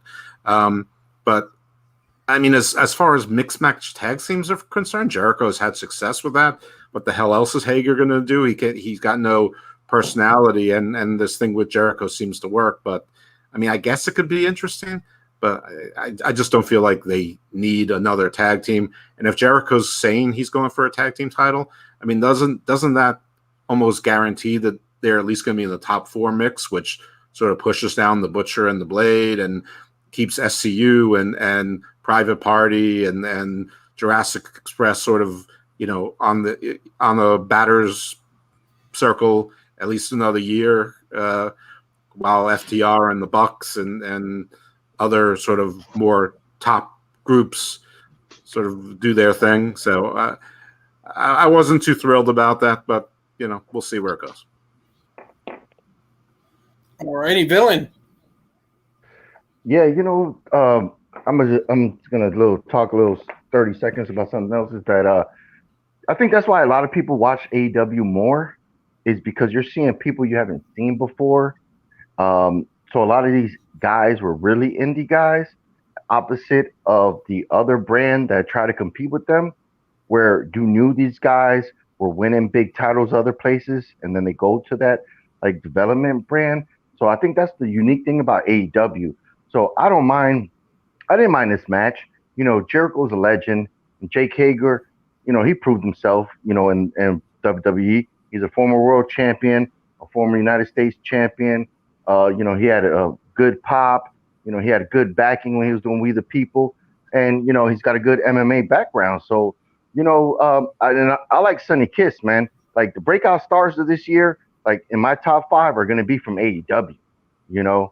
And so the match was fun, but the most important stuff was the matches were good to okay, and I can live with the match, like it's whatever. But the ending is the same thing. I'm thinking, like what Evil Dose is saying, because Inner Circle are heels. So now you're saying you want to go for the titles, and then a heel team has the titles. And now if these other people are going to turn heels, then it means you're just going to be having heel versus heel for these titles, because you don't have that many face teams. So it's like, and I know they love tag team wrestling. That was going to be a focal point, but I didn't think everybody on the roster was going to be in a goddamn tag team, because that was kind of overkill when you only have 2 hours, So yeah, that's just wow. Like this is really becoming a tag team wrestling show. All right, Paynemaker. Yeah, I don't know. It's just I'm really mixed on this. I think as far as Jericho goes, he's had the world championship. He's just had himself a great rivalry with Orange Cassidy. I'm guessing him going out for tag teams still kind of way for him to still be inserted into a program where he's not forced in there.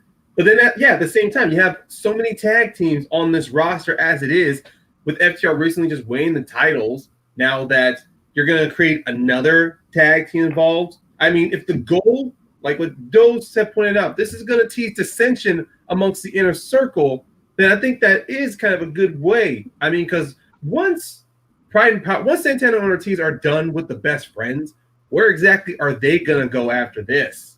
So when you have when you have Jericho and Hager form as a team, there's only 2 options I see this go out as. Either Inner Circle starts having a little dissension amongst each other, or Jericho and Hager are just gonna kind of be like the B team tag team or the A team tag team amongst the group.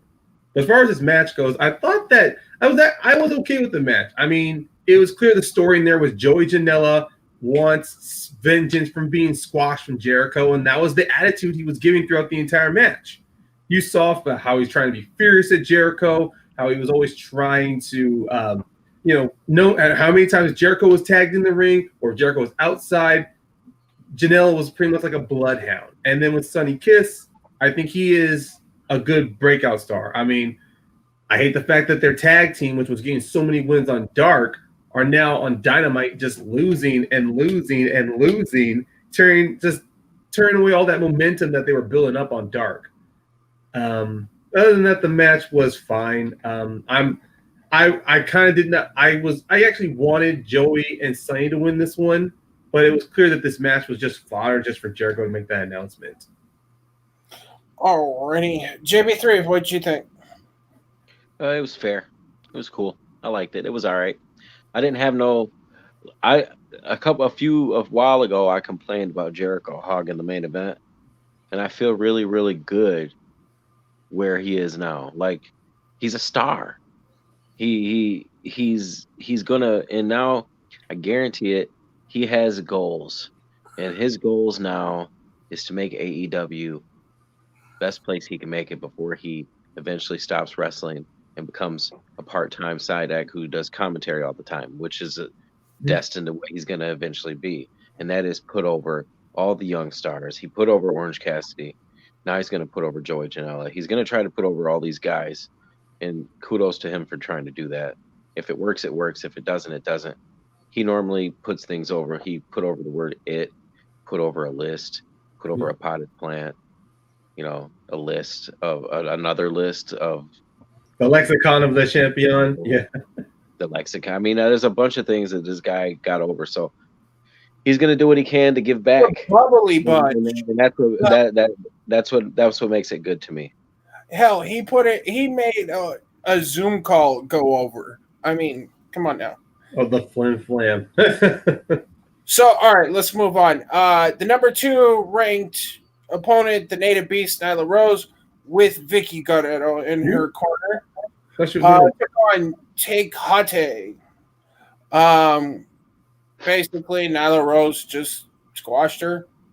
It's kind of sad. No, she basically squashed her. Which is pretty sad because that day they announced that she was, signed. It just set up this whole thing. Just set up her Sheeta and Nyla Rose again.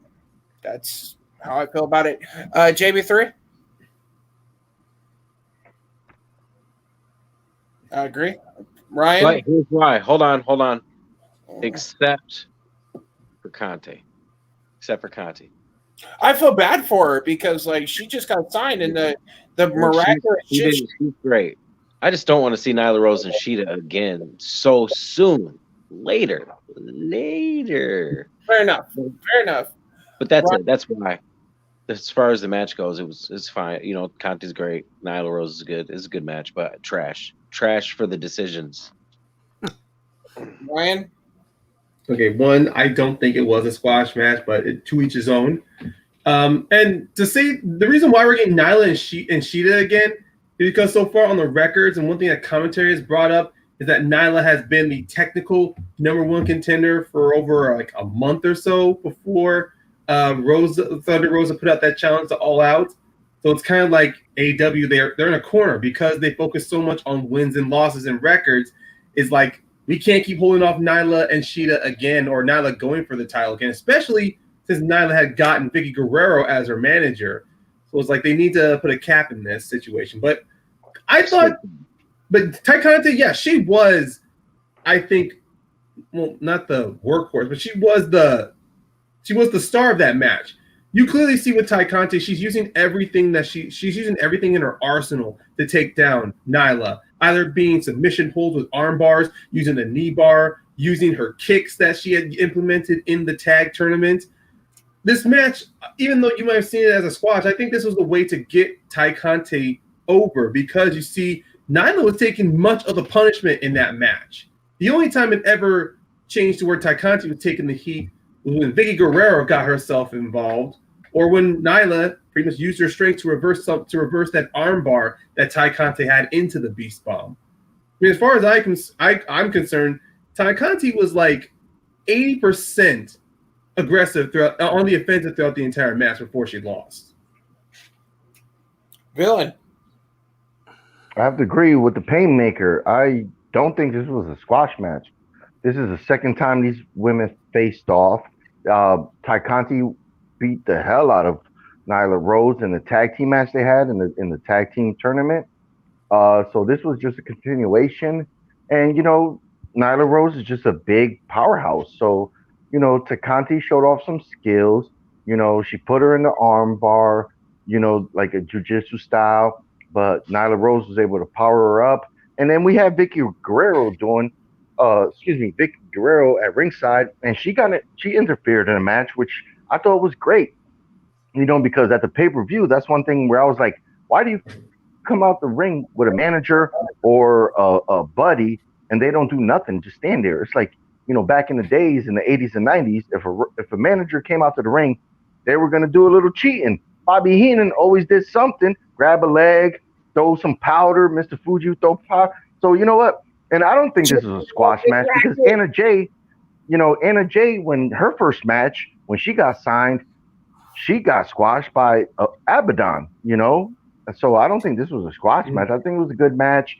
I do think it's a little too soon for them to be going Shida number 2, but you know what?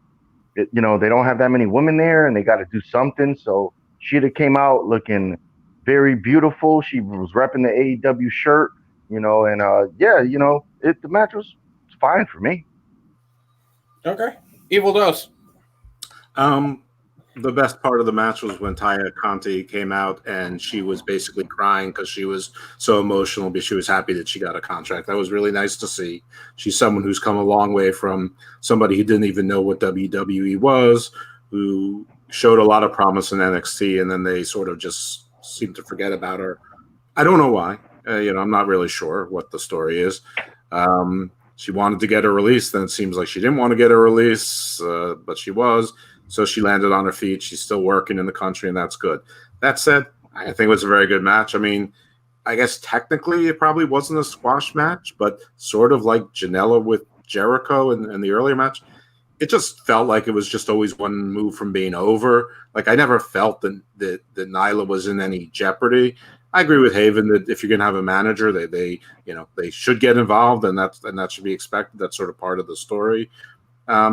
I don't know that this match needs to be talked about much more. Obviously, Nyla was going to win. The only thing about Taya that's sort of interesting is that Anna Jay is openly recruiting for her to join the Dark Order. So I'm starting to think that that probably will happen, and there will ultimately be women's tag team titles in AEW. I don't mind that idea at all. Give the women some more shit to do. Because Anna Jay and Takate were the standout, of that whole tournament. Those two went, Fact. The reason I say it was a squash is because I would have liked to have seen her maybe have her Takate compete against somebody else and get, a win. On the night they announced she got the contract.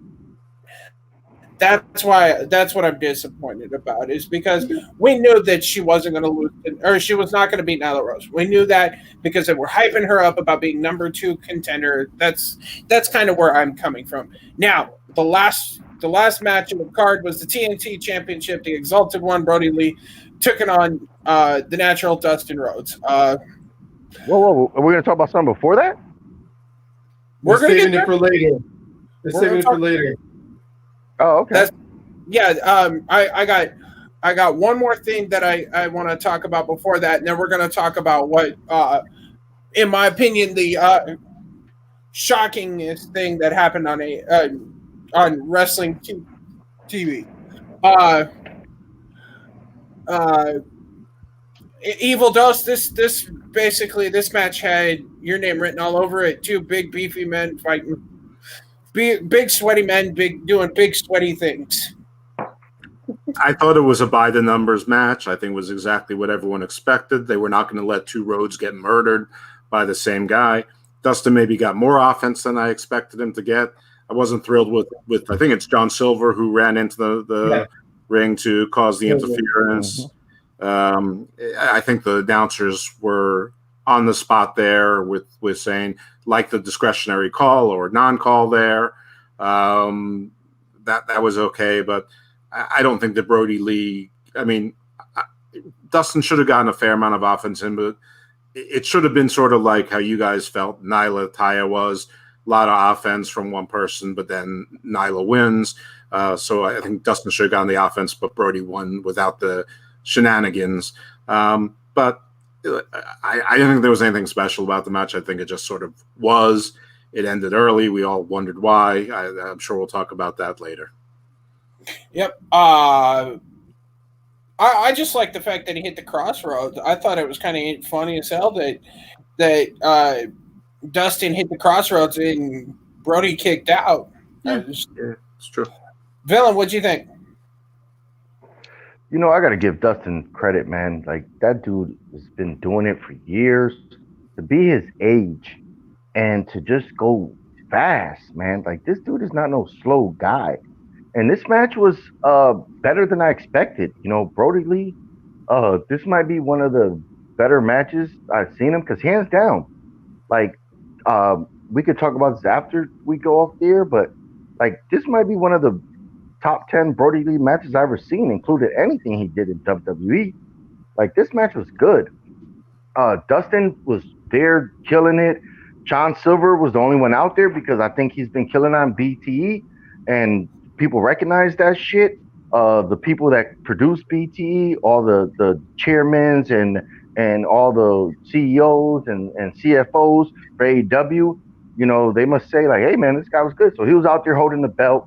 Yeah, when he came in and he came off the top rope, Dustin missed him, you know, with the crotch, you know, with the knee to the crotch.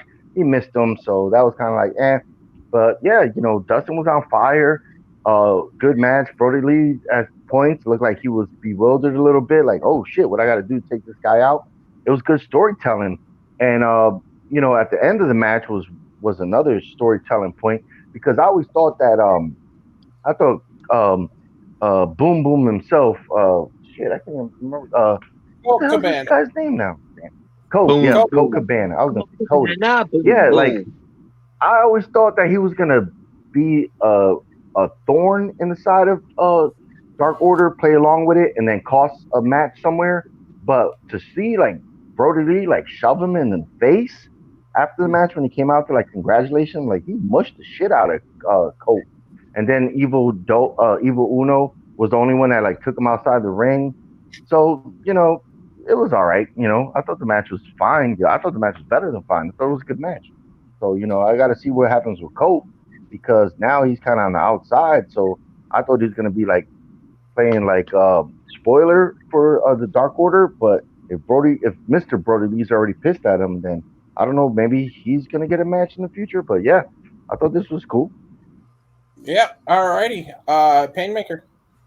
My feelings are definitely the same on the villains too. I mean, with Dustin, God, the way he wrestled tonight, especially at the age that he is at, I mean, you expected a bit of a slower pace match, more striking, or with a few exchanges of slams.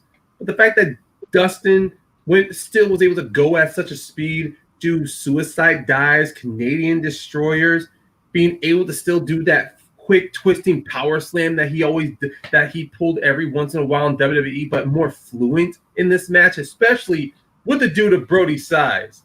I mean, God, and the fact that also commentary said Dustin had not challenged for a singles title in a long time, including, like, you take that WWE run he had, and then to now in AEW. Throughout the entire time he's been in AEW, you never challenged for a single belt.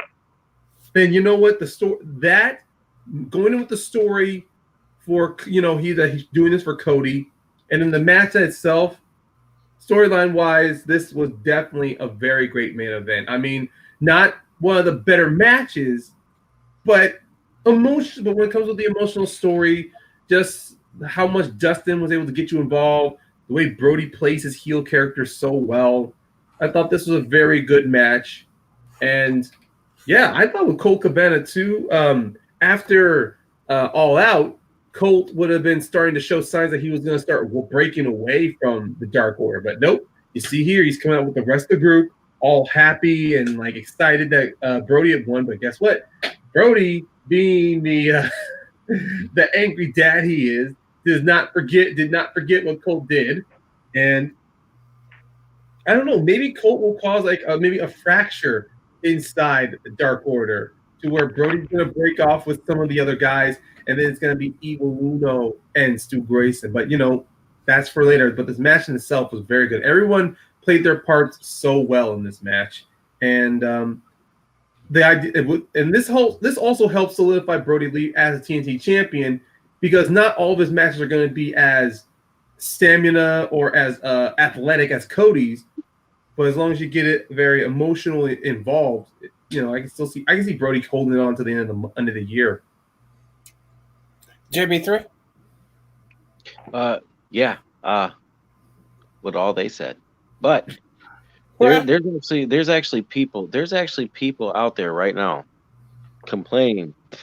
They're complaining and they're saying that, like, how could Brody Lee squash Cody but not squash Dustin? And I'm gonna give three reasons why. Reason number one, hindsight. It already happened once. Dustin Rhodes, he's old, he's good, and he's smart. Reason number two, he's Big Brother. You unlocked Big Brother rage. When you unlock Big Brother rage, that's just another level. Number three, and it comes with number one and number two. Because of number one and because of number two, he was smart enough and he didn't give a fuck enough, and he attacked him from behind. When he attacked him from behind, doon, that threw Brody Lee off, and that just made it to where it could be a regular match. So those, to me, especially the Big Brother thing, I mean, come on. So those three things, and it was a great match. Dustin, as old as he is, it's just crazy that he's as good as he is. And yes, I agree, Brody Lee is doing way better now than he was ever doing in WWE. He did his ladder match with Dolph Ziggler. You could see his potential there, and I was like, now he's actually doing some good stuff. So with all that being said, I actually have to go. I have to leave. So I'm gonna sign off. But before I do, I would like to ask Matty G if it's possible that I could introduce the next segment, just so I can at least be a little bit happy before I leave. Sir, let's do this. Yeah.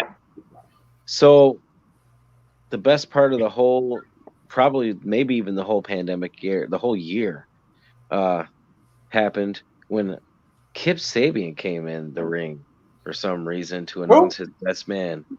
Kip Sabian. Penelope Ford. They were in the ring, announced the best man. It was all jokes, some other guy, indie guy came out, and then came out Brian Pillman Jr., blah, blah. It was funny, All of a sudden, here is the best man. Music hits, and everyone's day just got made because it became day one of forever of every day being Miro Day in AEW. Because he came, and the smile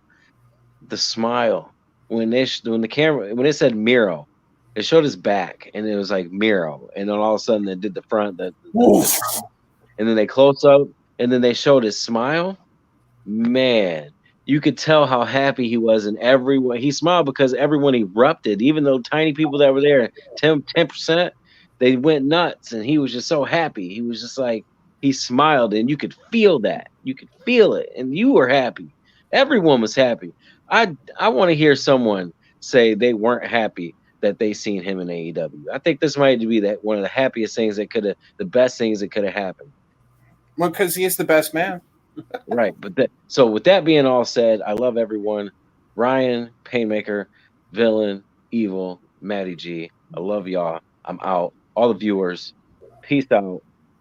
And don't forget to check out Nerd Entertainment Network, Combat Wrestling Trivia. Right. So, I'm going to start. The kid and I were sitting, we had just finished dinner. We were kicked back. He's playing on my computer, playing Roadblocks. And all of a sudden he went, he's kind of watching. He's like, whatever. I don't really care. He's like, he said he thought it was Jimmy Havoc coming back. Like they decided to let him come back. I went, that ain't happening. And then all of a sudden you heard his voice. It's Miro. and he lost his shit when that camera turned and you saw Miro, because he was the biggest Rusev fan. Like, we went back and rewatched the WrestleMania where he comes out in the tank. He just absolutely loved Rusev, and he lost his shit. I'm glad they didn't do this shit on All Out. Like, he didn't get the 21 spot. Because I think that would have just been a giveaway. Like, fuck, I can't even think. Lance Archer couldn't have won that way, so we couldn't have gotten Lance Archer taking on Mox on the October 14th, the day after my birthday. So I really fucking dug it. Villain, what did you think of seeing Miro? This is the one thing none of us talked about. You know, we glanced over it on Tuesday. We never once talked about the interview backstage with Kip Sabian, talking about, oh, you know, I'm having an announcement. You know, we didn't talk about it Tuesday. We all thought this was going to be, me, myself, I can't speak for everybody else here. I thought it was filler because of what happened to Matt Hardy. I thought they just needed somebody to come in and talk for a couple minutes to keep the pay-per-view going. So we all just was like dismissed it. And this one, they teased us, they strung us along, they brought out somebody that I don't even, some puff guy, I guess. I don't know who he is. I don't care. And then they brought out Brian Pillman Jr. And then you're like, okay, where's this going? Like, is this just filling TV time? I'm getting bored. You know, he burned Brian Pillman Jr. with the line. He gave him a sick burn when he was outside the ring. He was like, oh, it's your birthday. You know, I hope you have a sucky birthday or something. It's like, you know, Brian Pillman Jr., you know, he's a good wrestler. I hope next year that he really starts coming to his own there, but, you know, neither here or there. And then he's like, this is my best man. And I like the camera angle because we couldn't see him at first. You just see some guy walking out. You see some guy walking out from the tunnel, and you're like, okay, like the announcers, this wasn't WWE. You know, like I said, when Keith Lee was coming out, when they jumped the gun, oh my God, before Keith Lee even comes fucking out of the curtain, oh my God, it's Keith, you know, they didn't say shit. They're just like, oh. And then once he came out, once the camera showed him, then they went crazy, and everybody in the arena went crazy. And this guy cut a hell of a promo. Yeah, we've heard people cut promos against WWE before, talk shit, but this guy meant it because he did dirty in WWE, you know, and it was heartfelt. You could tell it wasn't just, oh, let me just shit on the company I used to work for. No, this guy was speaking from his heart, saying, you guys shit on me when I was being big time there, and you never let me advance. And then he said some thing that was really cool when he said, elite recognizes elite. That's got to be the hottest goddamn line of the year right now. I don't see one other line that could be hotter than that, you know? And then he went to saying, like, hey, every match I'm going to be in, I'm going to beat the shit out of people. I'm going to destroy people because I am the best man. So we got to see what the connection with Kip Sabian is going to be, you know, because wedding stuff is always kind of ruined. Maybe he's going to give him the kick, and maybe he'll just marry Penelope Ford, you know, take her to the hotel, you know. So I don't know, but yeah, I'm digging it, man. The hair color, I guess when, you know, he never really had an outfit. He always just had like little shorts. So maybe he just wanted to do something to look a little different. So I'm not mad at that. But yeah, this shit was, wow. This is what we could dream about and fantasize. And he even sneaked us, man. You know, he straight up was like, oh yeah, I'm retired from wrestling. And then the best thing about this was nobody knew it was coming. There was no spoilers, nowhere. So this was a genuine surprise. And AEW does surprises really well, man. Nobody's leaking shit. It's not WWE. People just leaking shit every day to get a payday over there. Oh, man, I say, wow, perfect. Facts. Ryan, go ahead. And then I got one more thing I want to talk about, and then we'll wrap. Well, I don't want to definitely overshot it, but he did briefly mention how he and Kip reached out to each other. It's pretty much Twitch, obviously, because he said that Kip Sabian follows him on Twitch, and then he followed him back. and that he was supporting on Twitch because it was just briefly mentioned that was their connection. That's it. But other than that, the promo was great. I love that line for 10 years of having to break through barriers and glass ceilings and reaching for brass rings and going and reaching through and breaking through glass ceilings. You can take that brass ring and shove it up your ass. It's fantastic because it sums up exactly from no matter how many Talk is Jericho interviews or any wrestling interviews you listen from ex-WWE wrestlers, it's always the same. You're told to be the best, reach, try to grab the brass ring and be the top guy. But then when you see it happen, like with Rusev, it's I don't need to go over it. You can go research in the WWE, look at YouTube videos of Rusev's career, and you can see how badly this guy was kicked to the curb by the company. The same company that built him as a monster and decides to tear him down just for some dude in jean shorts. But you know what? And Rusev, Miro had every right to take a shot at that company. Now, and he didn't miss. He did not miss. That's for sure. Yeah, that's what I was gonna say. He took that shot and fired. Evil Dose, how did you feel about the myth known as Miro debut? All right. I knew that something was going to happen because why else would you promote this segment with Kip Sabian, who's nothing? I didn't think it was going to be Miro. I figured it might be like someone from MLW, like a Richard Holiday or somebody like that who, or Brian Pillman Jr. That was a little sort. By the way, Brian Pillman Jr. has really built himself into looking like a man from being one of those skinny little guys. I guess over Dominic. Yeah.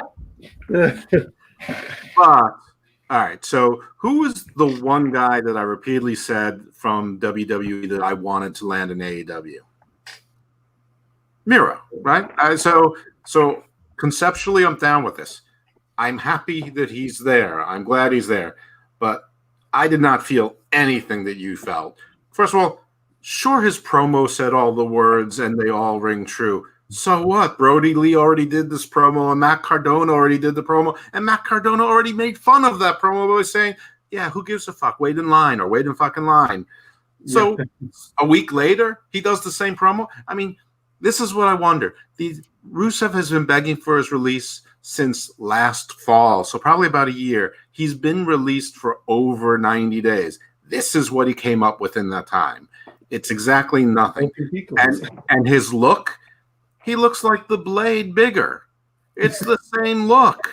I mean, his hair was shaved before. At least go with the shaved head look to be a little bit different from the standard. And listen, I don't know if it's a yuck joke. Knowing the Bucks, it probably is a yuck joke. But his last storyline was a marriage gone wrong in a wrestling angle, and now he's in a wrestling angle wedding. Maybe this time he'll get the blonde. Hopefully he'll get the blonde. But I mean, and he's paired with a low card comedy guy. So I thought that his delivery was rather flat. It sort of reminded me of his inflection when he was doing the divorce angle, like he was just going through the motions with sort of like a yuck joke. I never really felt like he was mad or angry. And a couple days ago on Twitter, he said, I don't hate anyone there. I met my wife there. They paid me well. I had a great time. I got to live my dream. And there were hints, because for the last 3 days he's been saying, sorry, no Twitch show today. Well, what the hell do you think he was doing? I mean, all of a sudden he's not doing a Twitch show. So, I mean, yes, it was a bit of a surprise, but I wouldn't say it was a shock. And I think as far as debuts concerned, it could have been dynamic, and it was pretty flat. That said, clean slate. Let's see where it goes. I'm very excited to have him there. I think he'll work great with a lot of different people. He can work face. He can work heel. He's a bruiser, but he's not too big.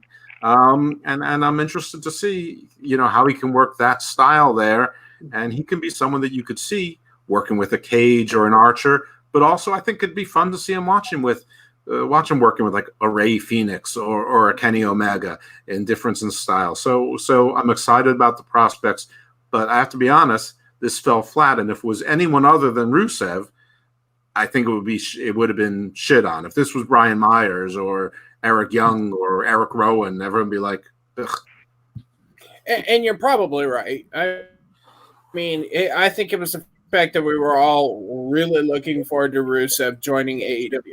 Now, speaking of something, I want to go back to something we talked about Tuesday when we did our All Out review. We talked about seeing Thunder Rosa again. Well, gentlemen, it has been announced that next week on Dynamite, Thunder Rosa is going to be defending her NWA Women's Championship against Ivelisse. Yes, we know Ivelisse is not going to win this match. However, we are going to see Thunder Rosa on AEW TV again. That match is going to be fire. That match is going to absolutely be fire. I will predict right now that Thunder Rosa is going to win, but I don't give a fuck. I'm excited as hell because we all agreed that Thunder Rosa came to play when she took on Sheeta, and they're continuing it. Just real quick, how do you guys feel about this? And then we will call it a night. Well, we don't talk about one more thing. Matt Hardy. Appreciation thing? Oh, Matt Hardy. Matt Hardy. I don't give a fuck. Oh, yeah. Well, first, I want to quickly say with this match. Yeah, Matt, you are right. We do know that Ivelisse will not win. I mean, but it's with this whole thing, it's kind of like no analogy. It's pretty much what you're going to get into. You know in your head and in your heart what the outcome's going to be. What you're hoping for is a damn good match, and Ivelisse has an incredible experience in independence. I mean, her and Diamante were great. I thought they were Diamante were like Ty Conte and Anna Jay, one of the better tag teams of that women's tournament cup.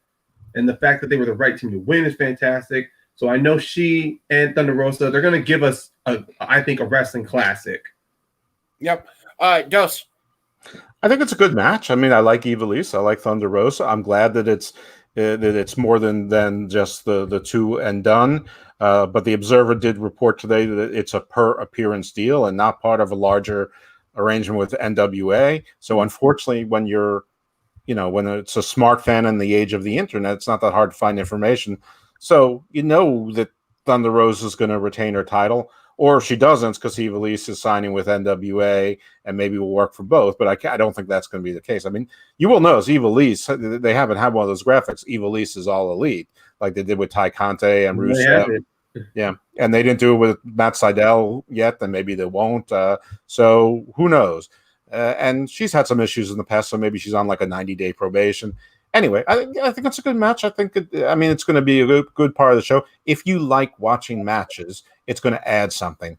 If you're in as much for the stories and the character development through the stories, then I'm not really sure I see a point if this is not a prolonged relationship.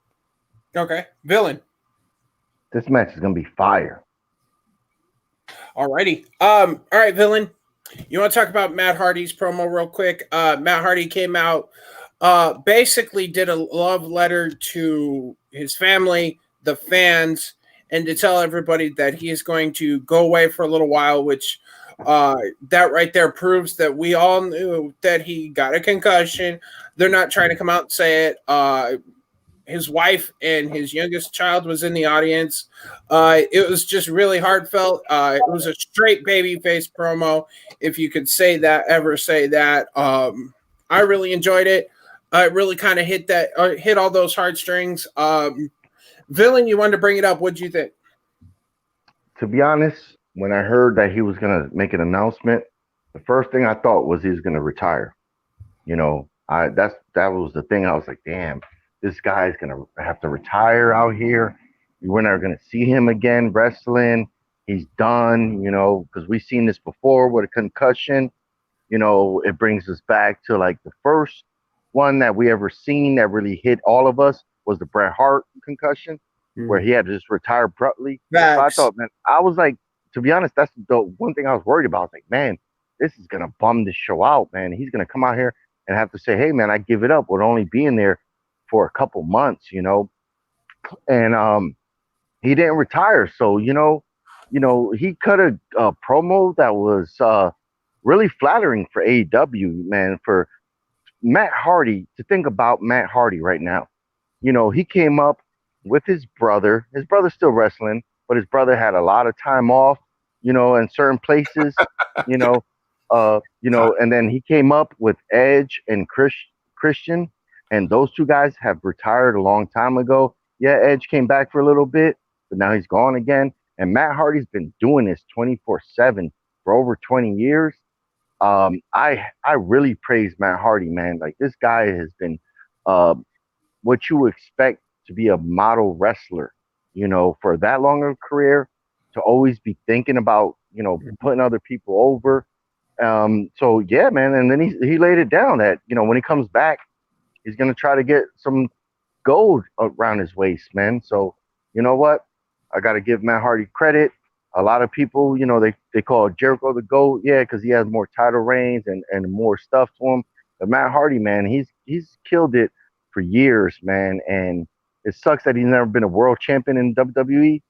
But he is, he's up there, man, as like one of the most classiest and professional wrestlers, yeah, that's ever been there. So yeah, I'm glad that he didn't have to retire. And I'm glad that, one of these days we'll see him again in the wrestling ring. PAYNEMAKER. Yeah, it's pretty much everything. He touched up pretty much everything. I was worried a bit that Matt was going to say he was going to retire too after that nasty fall. And also with the fallout that happened with Rebby, shouting out to, really taking shots at AEW for the way they handled it and how they mishandled the whole situation, especially with Tony Khan going, "Oh, we did MRI and CAT scans. There's no results of concussions." Last time I checked, to medical standards wise, those MRI and CAT scans don't check for concussions. They check for bleeds inside the brain or anything or any bursts within there. I mean, they do see swelling, so you can tell a concussion with an MRI. Yeah, but most of the time it's not always that reliable with MRI and CAT scans. Look, I'm not saying that the science is wrong, but I'm just saying that if Tony Khan's going to tweet out something like that, he needs to follow up more than just saying, "Oh, we did an MRI and CAT scan." How about a physical checkup? How about they did constant testing with doctors to make sure that he was aware of his surroundings and consciousness? Because you saw in that match, Matt was going throughout mostly of muscle memory after that nasty fall. And then, of course, in this match, I love the promo. He was humble, 100%, just straight up talking to the fans. No promo time. This isn't anything scripted. He's pretty much just talking to everybody, letting them all know, "I'm sorry what happened. This match did not happen the way I wanted it to go." And I even love the fact that he even shouts out to he even tells people, "I'm not going to wait for a long time. I'm going to come back when I'm healthy." He's going to take that opportunity to come back and actually have this run mean something. And I even love how he even shouts out to Private Party. Pretty much they're his trainee. I mean, they're the people under his wing that he's going to be, mentoring. So you do see that Matt, when he comes back, he is going to do what he wanted to do in his later run in the WWE. Really build up the young guys, put them on a platform to put them over in the company, make them the future. And so I'm really hoping that Matt goes home, has a great recovery, takes his time, and then when he comes back, I hope that his next run is going to be a memorable one. Yeah. Dos, what did you think? Wrap us up.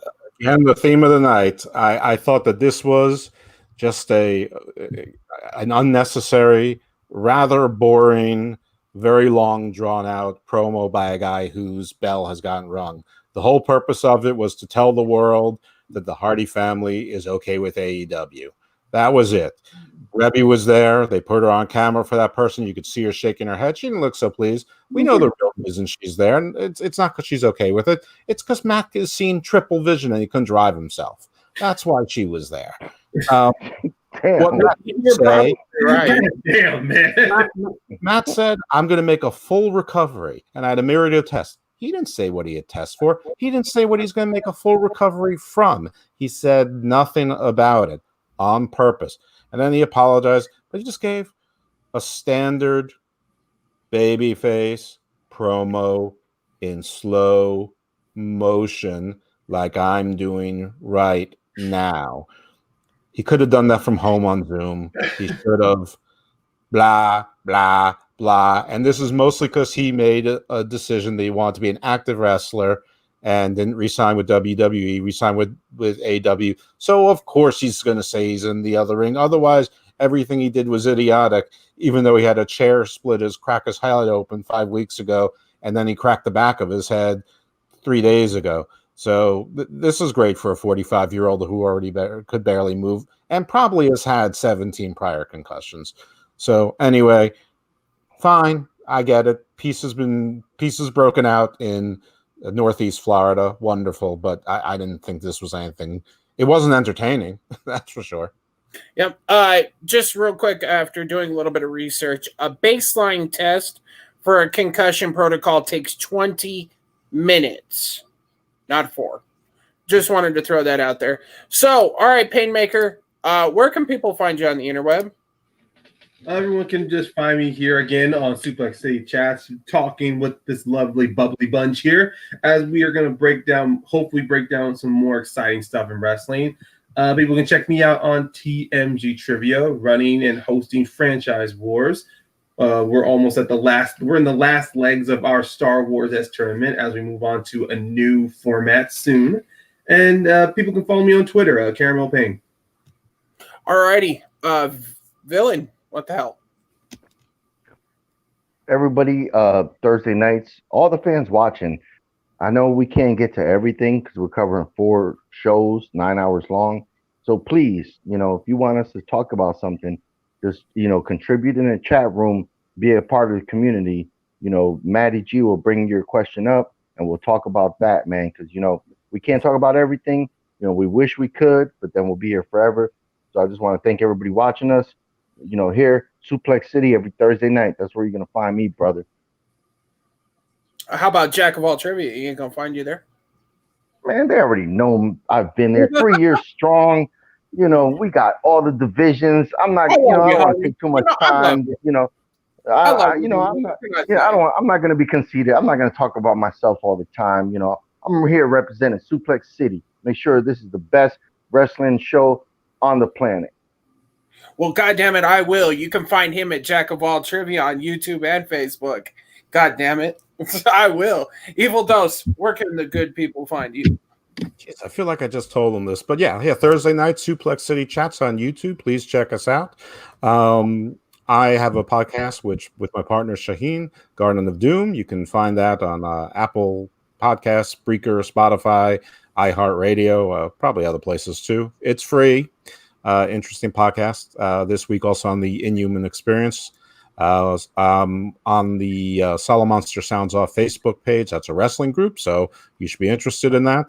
And Icarus Fell MD on Twitter. And by the way, for a 2-hour show, I think we covered a lot tonight. So I think we pretty much did cover close to everything.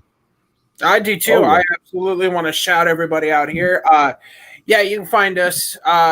Some of us back here Saturday night for After Dark Takeover. We're having, if you're a fan of the Schmodown, we're going to have JTE in the house, going to be discussing what he's up to. Ask him if he can repeat the question, maybe spell some shit for us. If you get that joke, congratulations. If not, Sunday we'll be back for Movie Mania. And just like everybody said, Thursday nights right here, Suplex City. To everybody that's been watching or will watch, to my family right here, my fam, as the Street Profits say, these people right here, they're not fam, they're family. So to everybody here, too sweet and good night.